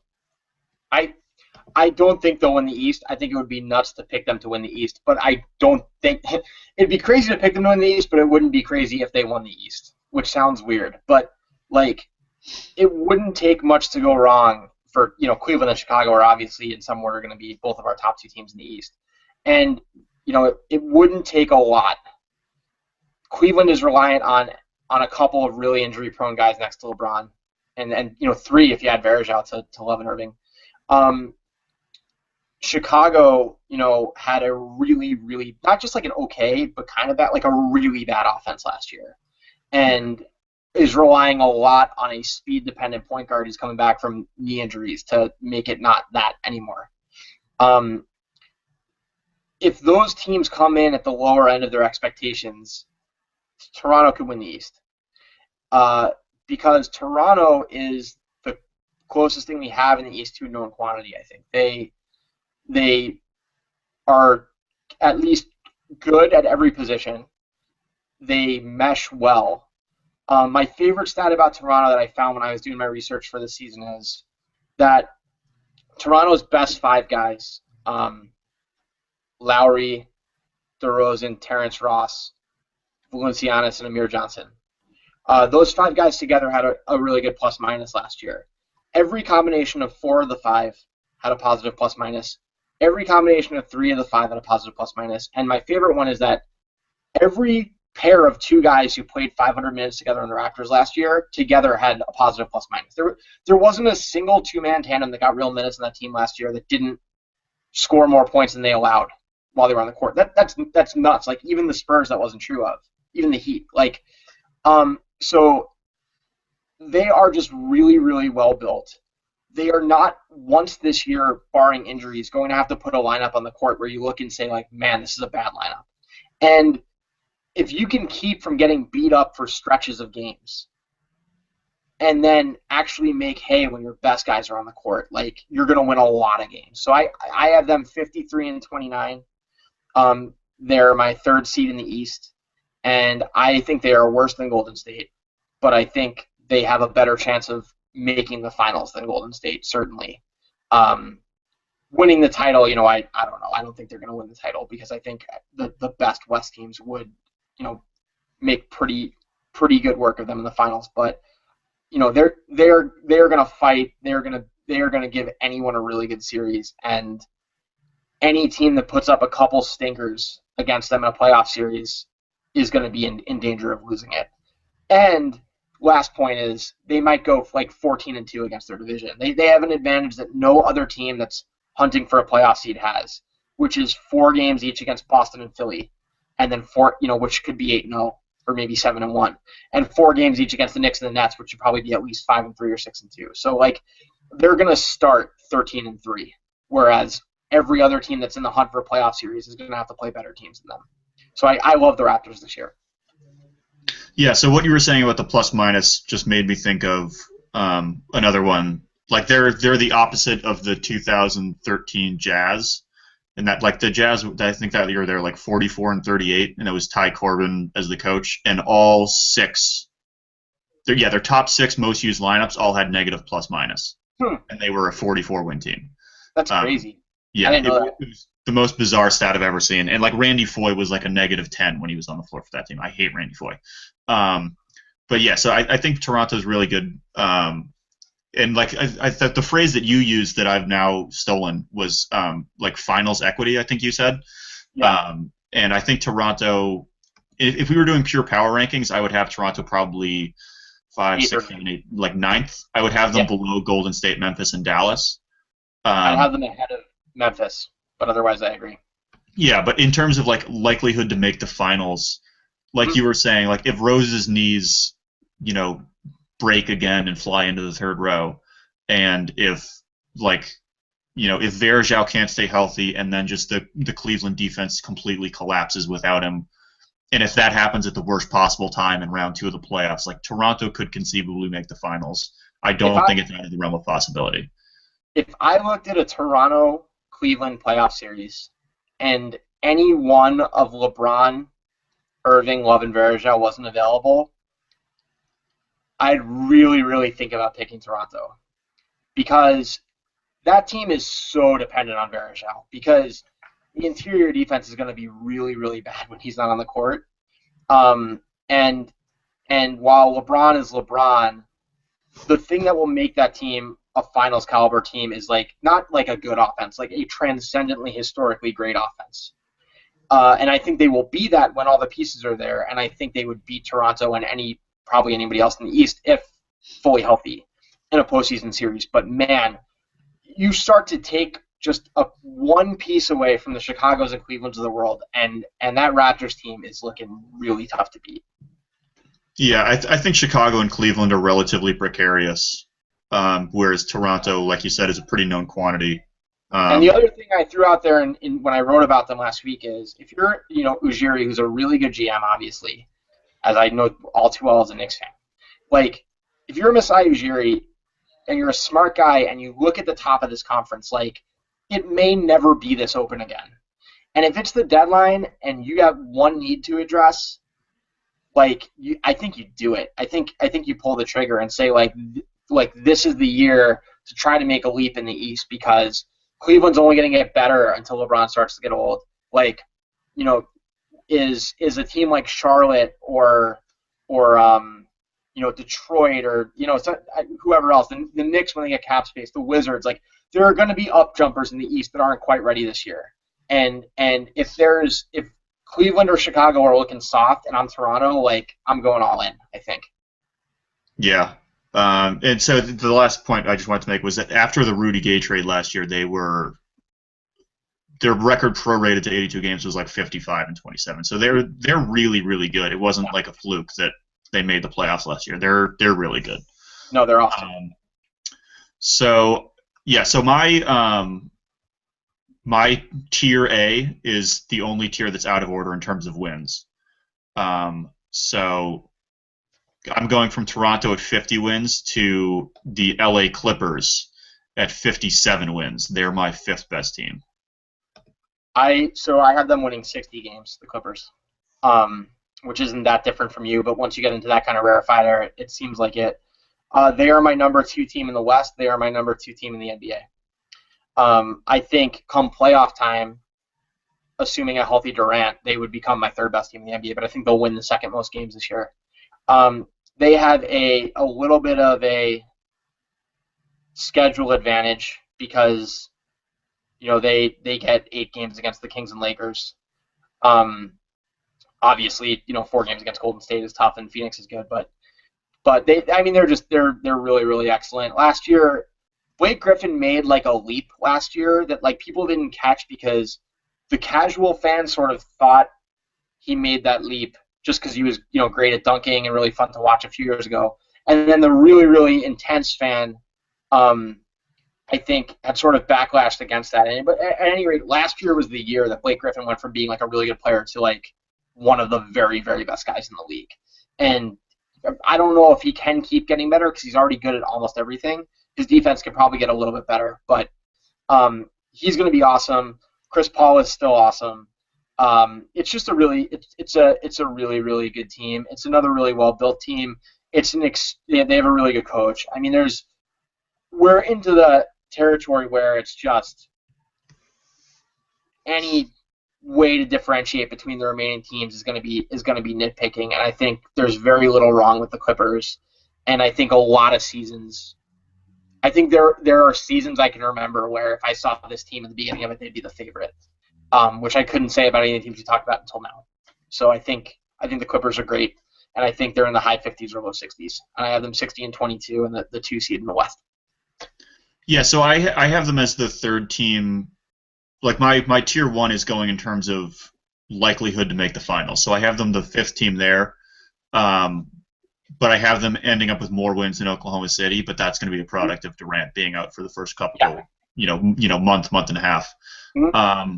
So like what you're saying about Griffin, like last year he reached a point, or before last year he had reached a point where he was so overrated that he was now underrated. And then he sort of put it together. Like I think he's the best passing big man that's not named Gasol, and might even be better passing than Gasol. Like his passing from the high post is pretty incredible, especially when like they do the tic-tac-toe pick and rolls with the lob for DeAndre. Like those, I don't know anyone that consistently stopped that.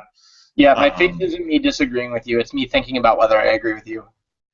I guess who we're counting as big, right? Because like he's the same height as LeBron, but we're not counting LeBron as a big. I understand. So, I think that's valid. I don't think he's better than Marc Gasol, but I think. And you mean both Gasols too? Yeah, that's probably fair. There are some other candidates I throw out, but I think he's, if anything, he's certainly close, and that alone justifies your argument. Yeah, like it's Gasol, and Noah, and I think that's pretty much it. Yeah.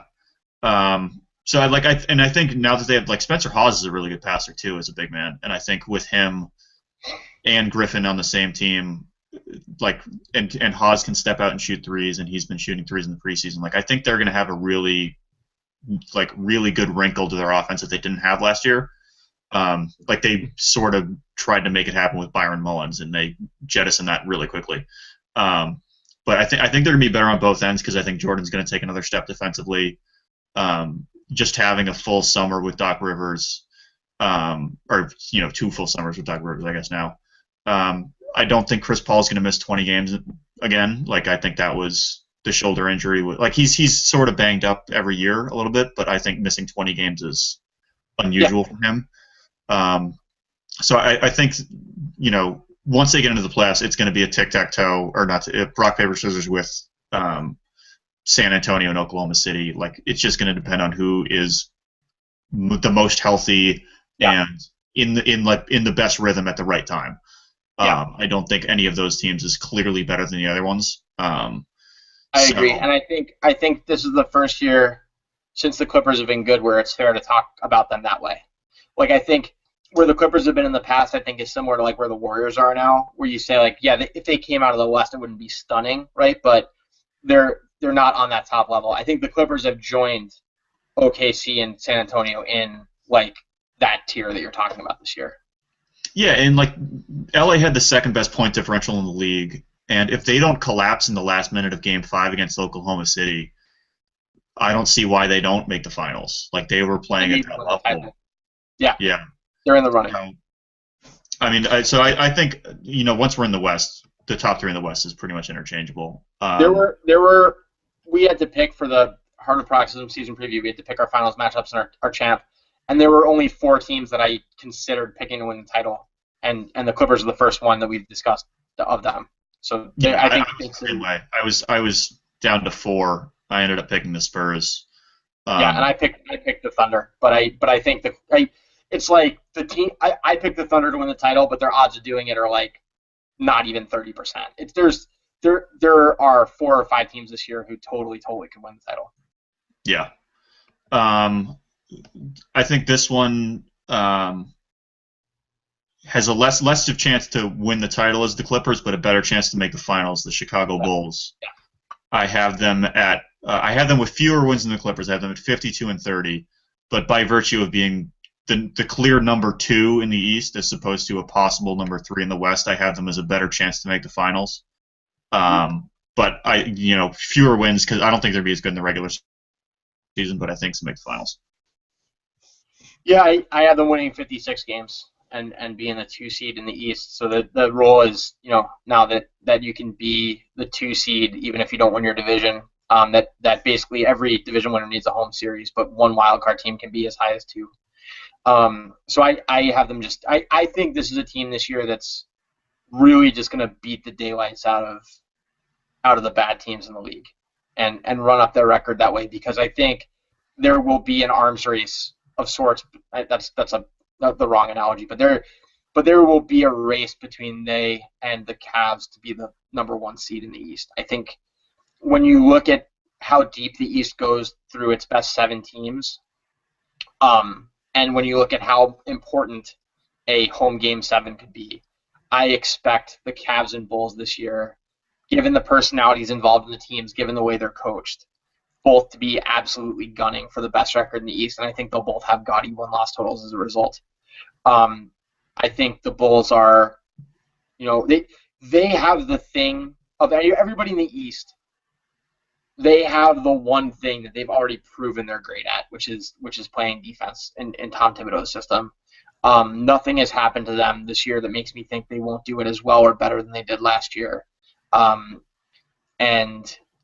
the offense was so bad last year, and they still, had a really good record, that I think it'd be very surprising to me that they had like the 29th best offensive efficiency in the league last year. It was just horrible. And I don't think Rose gets them to 5th or anything, but if you're even close to it, but like if they're even like the 19th best offense in the league this year, I think they can win 55 games, because their defense is that good, and we know that Thibodeau will run his guys into the ground, which is bad long term, but is good for having a good looking record. So, I agree with you that they are not as good as maybe even the Warriors, but the way that they are positioned in the league allows them a reasonable I actually picked them to come out of the East in the HP preview, because I look at the matchup with them in Cleveland and I like it for them. But I think over the course of 82 games, they will not win their division. They will come in second in their division and second in the conference and win 56 games. Yeah, so I think one of the big things with them is going from Boozer to Gasol, specifically on defense, and not because Gasol is a better defensive player in a vacuum than Boozer is. Like, Boozer's really, really bad, and Gasol is just bad. So, But he's like, smart at that. that's an upgrade, but he's smart, and he's so freaking long that when he is just planted in the paint on the strong side rotation that Thibodeau does on that pick and roll, when he moves that guy to the other side of the paint and it's Gasol and he's enormous, it's difficult to get to the basket. Boozer is a bad defender who's even a bad defender with Tom Thibodeau coaching him. Like, we don't know that about Gasol yet, right? Like, and he is an intelligent enough player, and even on defense, like, the issue with him is largely quickness, and that he's not as super strong as bigs he's trying to guard. But the years where the Lakers had Bynum, like, he can be an okay help defender. I think he's actually underrated as a help defender, and I think Thibodeau can find ways to use him that with Boozer it just wasn't ever going to happen. And I think that the Gasol Rose pick and roll is going to be really, really cool. And going to be a go-to play that they did not have last year on their offense. Yeah, so I think you mentioned the offense last year, and Rose being back even at 80% of what he was at in 2011 and 2012 is going to be a revelation for them. And then on the having the front court passing of Gasol and Noah on the floor at the same time is going to be really, really nice. That's going to open stuff up for them. Like, they can start running some flex action and doing that stuff. And I think having Doug McDermott and Dunleavy that can both shoot, like, I just think they have more pieces offensively that they can do stuff with. I mean, Thibodeau hasn't really displayed an ability to coach an offense like that, which is somewhat concerning. Yeah. And I don't know much about their assistant coaching staff. I don't know if they have, like, an offensive coordinator that's really well regarded. Yeah, I'm not sure. But I think they're obviously going to make a leap offensively, and I think they're still going to be as good defensively. So I think they're pretty much a lock for 50 wins unless Rose gets hurt again. Just the threat of Rose to collapse the defense compared to Heinrich and others is going to be worth something for Jimmy Butler. A name we haven't mentioned is Nikola Mirotic, who I think right away. I think he will get, like, Rookie of the Year votes, and he's got, like, a guy people aren't thinking about. Like, I think he's going to have an extremely efficient offensive season, and I think this is probably the better place than when we talk about the Cavs to talk about the way the Bulls and Cavs match up. But, like, man, if I'm a Cavs fan, the thing that's making me sweat is, like, Kyrie Irving's not guarding Derrick Rose if he's Derrick Rose, and Kevin Love against the versatile, smart front court of Noah and Gasol, like, that's scary. And you're going to have to figure out how to hide him on defense. Are you going to put LeBron on Rose and open up the wings and maybe even wear LeBron out a little bit? And then on the other end, you got Jimmy Butler, who's as good a candidate in the league to guard LeBron, and you've got Taj and Noah who can guard anything Love can do, and Taj who can guard the rim. And the Bulls, one other stat I really like about the Bulls is the Bulls allowed the 8th lowest three-point percentage in the league last year, but they also allowed the 3rd fewest three-point attempts in the league last year. Like, you can't beat them with threes. So, I don't know what Kyrie Irving's going to do against them with a long, athletic Rose guarding him, with Taj Gibson sitting under the rim, and with how aggressively they trap the three-point line. Like, I would have a really hard time within the confines of the salary cap building a team that's a tougher matchup for the Cavs in this Bulls team, which is why I have them coming out of the East, even though I think the Cavs are going to win more games. So I am high on the Bulls if they stay healthy for the regular season, and I am even higher on them for the Eastern Conference playoffs. Yeah. I will save my rebuttal for when we talk about the Cavs. Okay, cool. Just to space it out in terms of time. But for now, let's jump back to the West. This is my 3rd team in the power rankings, but only 4th in terms of wins. I have Oklahoma City at 55-27. Yeah, I mean, so we're now into the real, AAA bond rated title contenders. I have OKC winning 57 games, which is good for in my model the third seed in the West and the fourth best record in the league. But they're also my title pick. I think that their schedule is not terrible while Durant's out, which is nice for them. I don't think they go into too deep a hole. I do think it will mean that they need to win 2 road playoff series, which is tough. They almost did it last year, though. Yeah, they had home court against the Clippers. Never mind. I'm sorry. Well, of the really great teams in the league, the Clippers probably are the least scary home court advantage, I would say. So I think that is. I think no matter who was hosting Game 7, I'm picking OKC over the Clippers with a totally healthy Thunder team in that matchup. But that's what it is. This isn't a I think the odds of like Portland passing them and winning the division, unless Durant's injury is like a half-season injury, are very low. Because I think this is like a 45-46 win team over a whole season without Durant. So over a quarter of the season at that rate, maybe they go 13-9, something like that. And then I think they are good enough to go like 44-15 when he comes back. So I think they're the best team in the league. But I don't think we'll see that until Durant's totally healthy. Yeah, so I think, and this sort of happened last year when Westbrook was out. We sort of saw Reggie Jackson blossom into this, starter caliber player, and I think there's a potential for that happening with Jeremy Lamb while Durant is out. And Jeremy Lamb actually had a pretty good first half of the season, and then got buried when they got Caron Butler, for reasons that were never properly explained to me by anybody. Yeah. But I think if he starts picking up minutes when Durant is out, I think that's going to help him in the long term. I think he would be a really good, either starting at shooting guard or sixth man with Reggie Jackson starting at shooting guard. However that works out, I think he's going to develop into a better player because he's getting more opportunities without Durant. Yeah. And the second thing is that this is the year that Perkins' contract expires, which, they didn't want to just jettison him because they knew they were going to have to keep paying him after the season. This could be the year that they either trade his expiring contract for something, or they're just like, you know what, he's not part of our future. So we're just going to play McGarry and Ibaka and Perry Jones and Steven Adams. And just like that's going to be our front court now, and we're not going to worry about what Perkins gives us, and we're not going to care that, he's not we don't care that he's unhappy that he's not playing anymore because he's gone after the season anyway.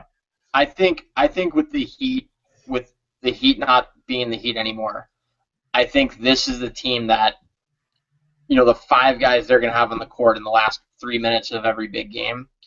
I think that it's the best 5. And I think that there's so little to separate the really great teams in the West that's the deciding factor for me. I look at their 5, the Spurs 5, the Clippers 5, the Cavs 5, right? Those are the 4 teams I thought about picking to win the title. Even though I eventually had the Bulls come out of the East, I never really thought they were going to win the title.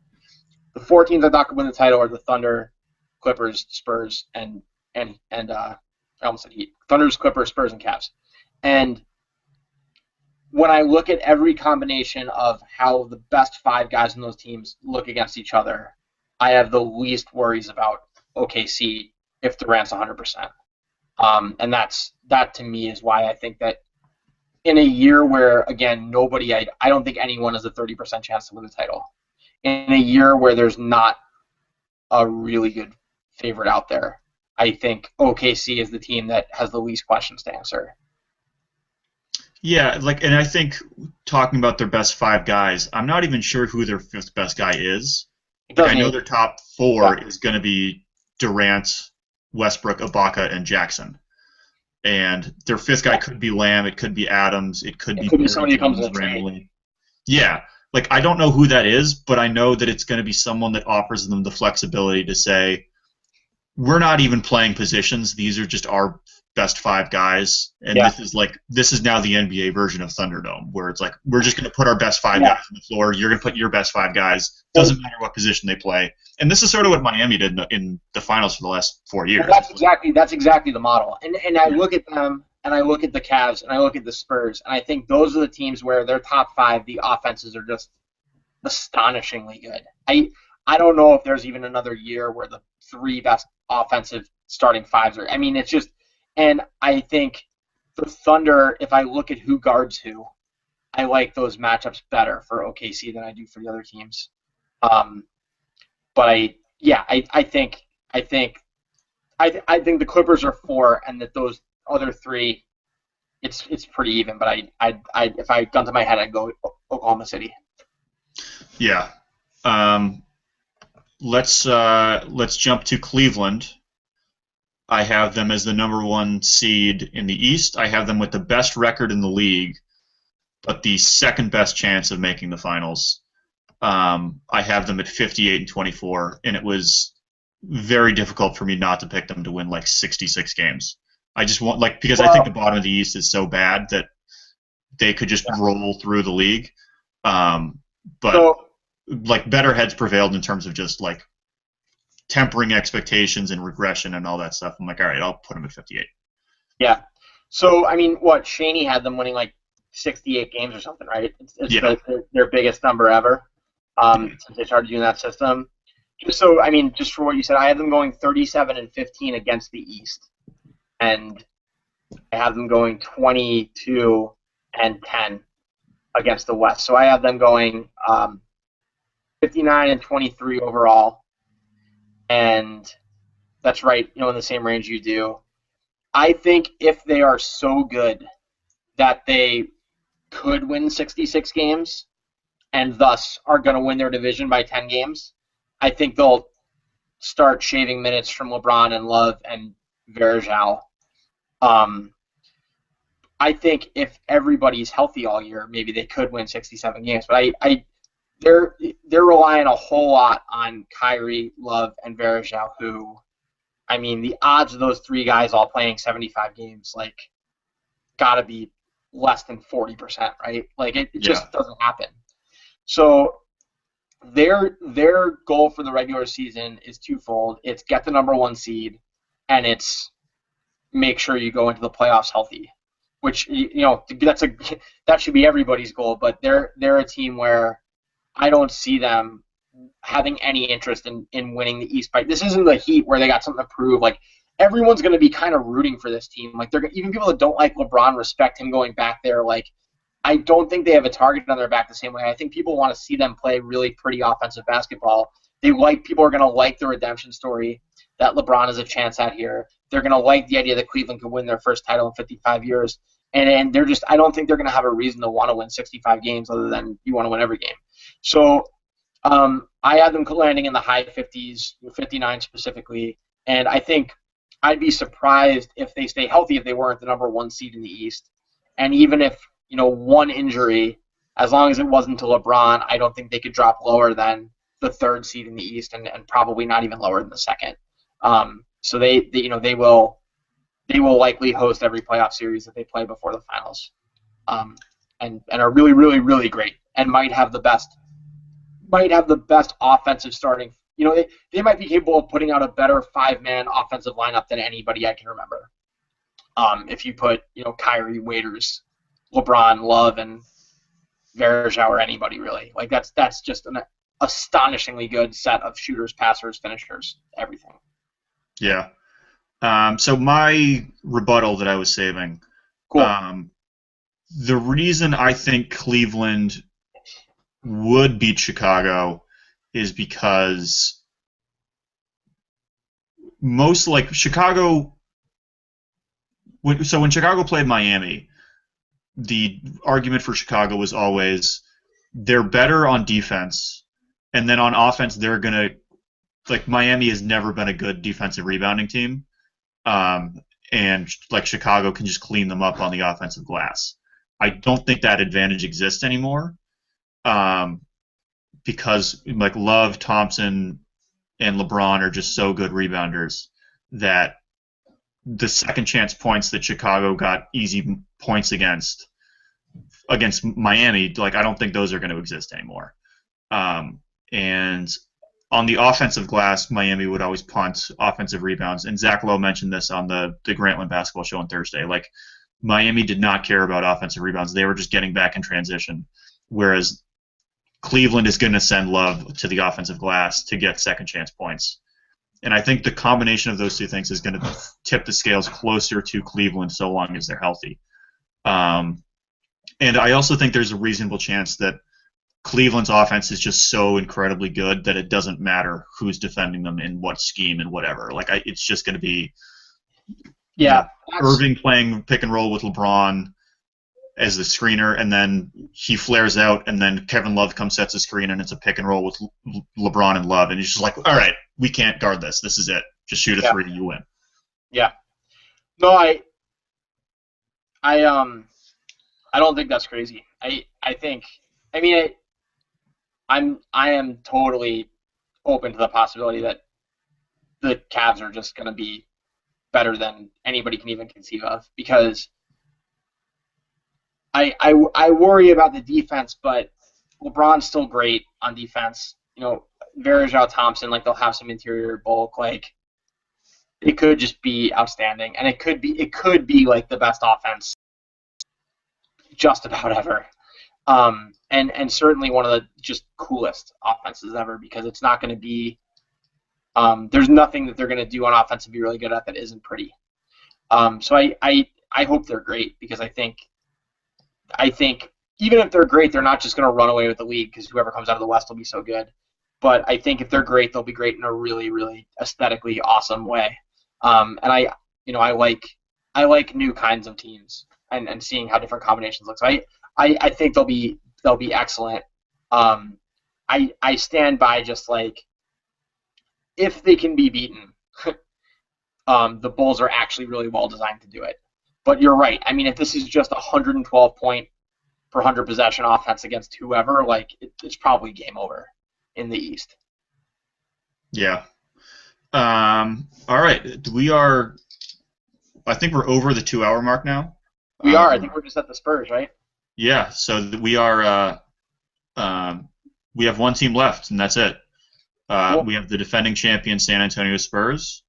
I have them as number 1 in my power rankings and number 1 in most likely to win the title and most likely to make the finals. I have them as tied for the second best record in the league. I have them at 57-25. I have them going 61-21 and having the best record in the league. I think they're the second best team in the league, and I think that the Durant injury will give them the 1 seed that they likely would not have gotten otherwise. That's the wrong way to say it. It's not like they wouldn't have been like basically there with OKC and LA in the running for that mark. But what can you even say about them? Almost the best tribute we could give to them would be to just not even say anything about them, because we know. But Kawhi is great, Green is great, Duncan, Parker, Ginobili are great. They're great. They're going to be great. They're going to be excellent. If they lose a series, it's going to be in 7 games to a really good team. And that's the Spurs. They're the best coach team in the league. And, is Duncan 10% worse, 5% worse? Do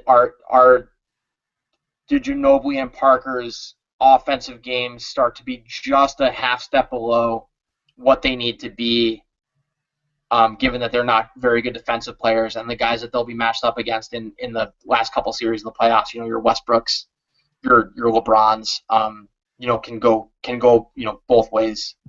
That's the thing that could dethrone them. But certainly this is a team with, you like the term for finals, like, this is a team with plenty of title equity still.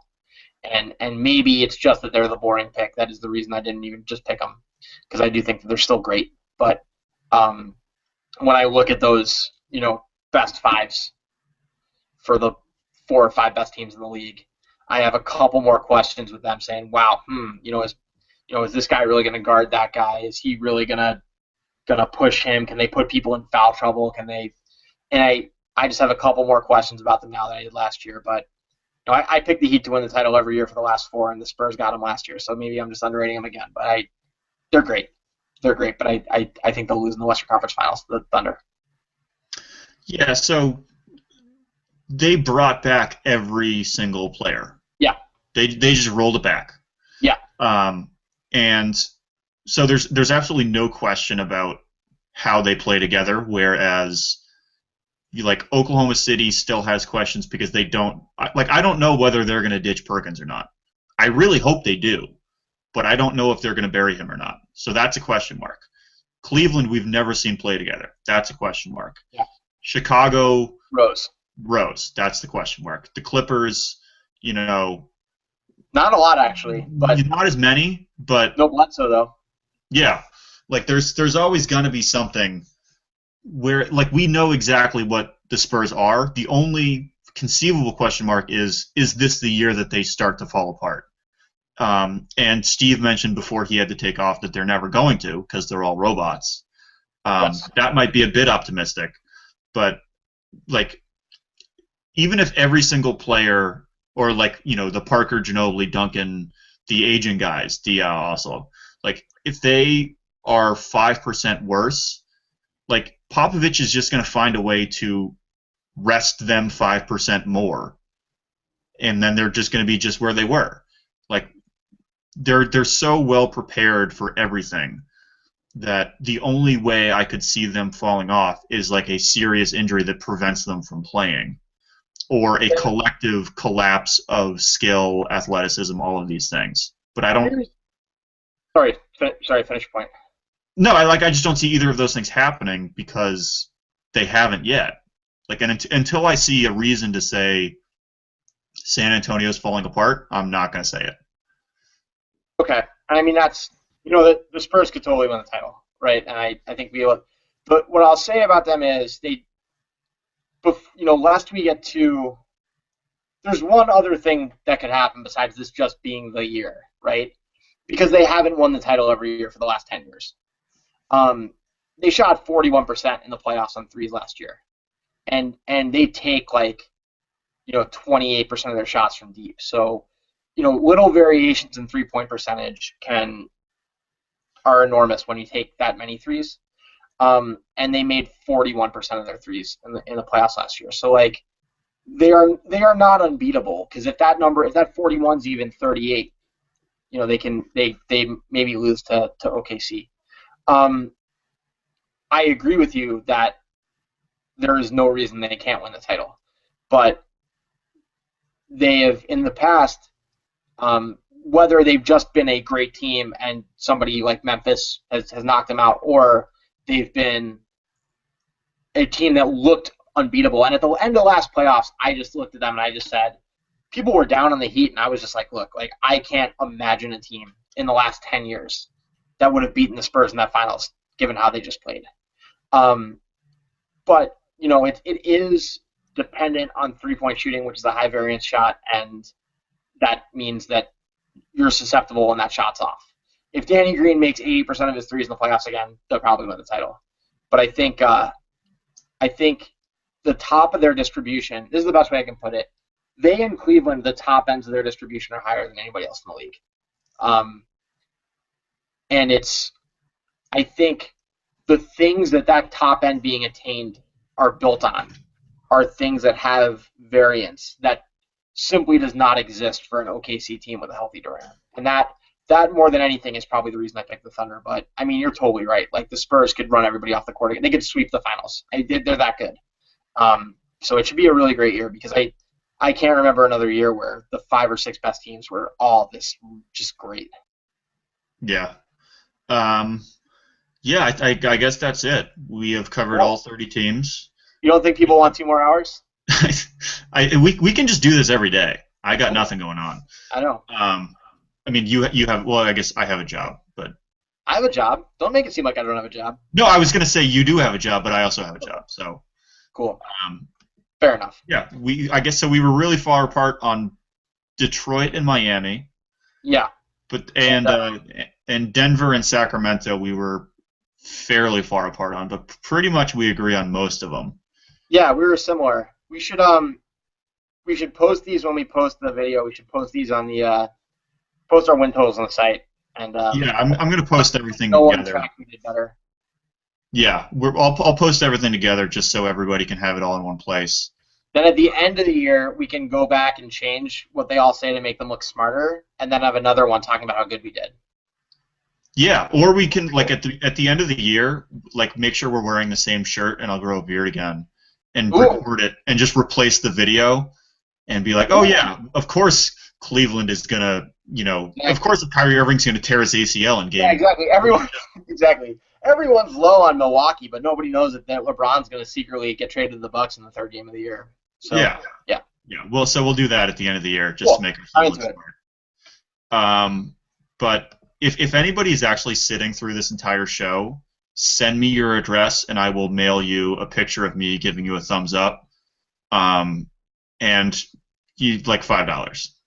Or I would say if any, I'll say this. I'll put this out there.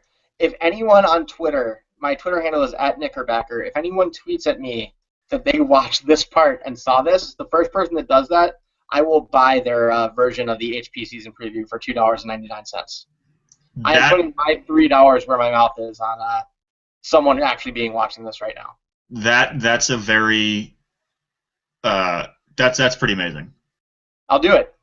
It's a great price. How can I not? That's a great offer. You can't say no to that. I know. The only way you can say no to it is if you're like everyone else and not watching. But you're probably watching. Yeah, I think we'll have 5 viewers for this for all 2.5 Steve McPherson is ineligible, and all family members of Steve McPherson are ineligible. Anyone else is eligible. Okay. Cool. I will match that offer. Anybody that tweets at me.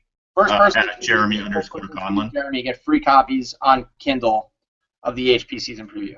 Yeah, so my Twitter handle is @Jeremy_Conlin. Tweet at me that you watched this section. And I'll also tweet my pick for Atlanta. Tweet me how many wins I have Atlanta picking. I have Atlanta winning. Just so I know you watched the beginning, I know you watched the middle, I know you watched the end. Although if we're gonna post our win totals, that they're just gonna maybe I won't post Atlanta. That'll be the secret one. Okay. I don't know, but yeah, I will buy your copy of the AP preview. Okay. All right, guys. Thanks for joining us. It should be a good season. And thanks for watching. And we'll be back sometime during the season, probably the first week. It's actually the third week of the season now. When we're ending this podcast, it's already the third week of the season. So oh my God, the season started. What happened? Exactly. The Knicks are 8-24. No, I'll see you later, buddy. So we will continue the show. It probably won't be me and Kevin every time, but we will do nighttime web shows from time to time. So tune in for those. See you guys.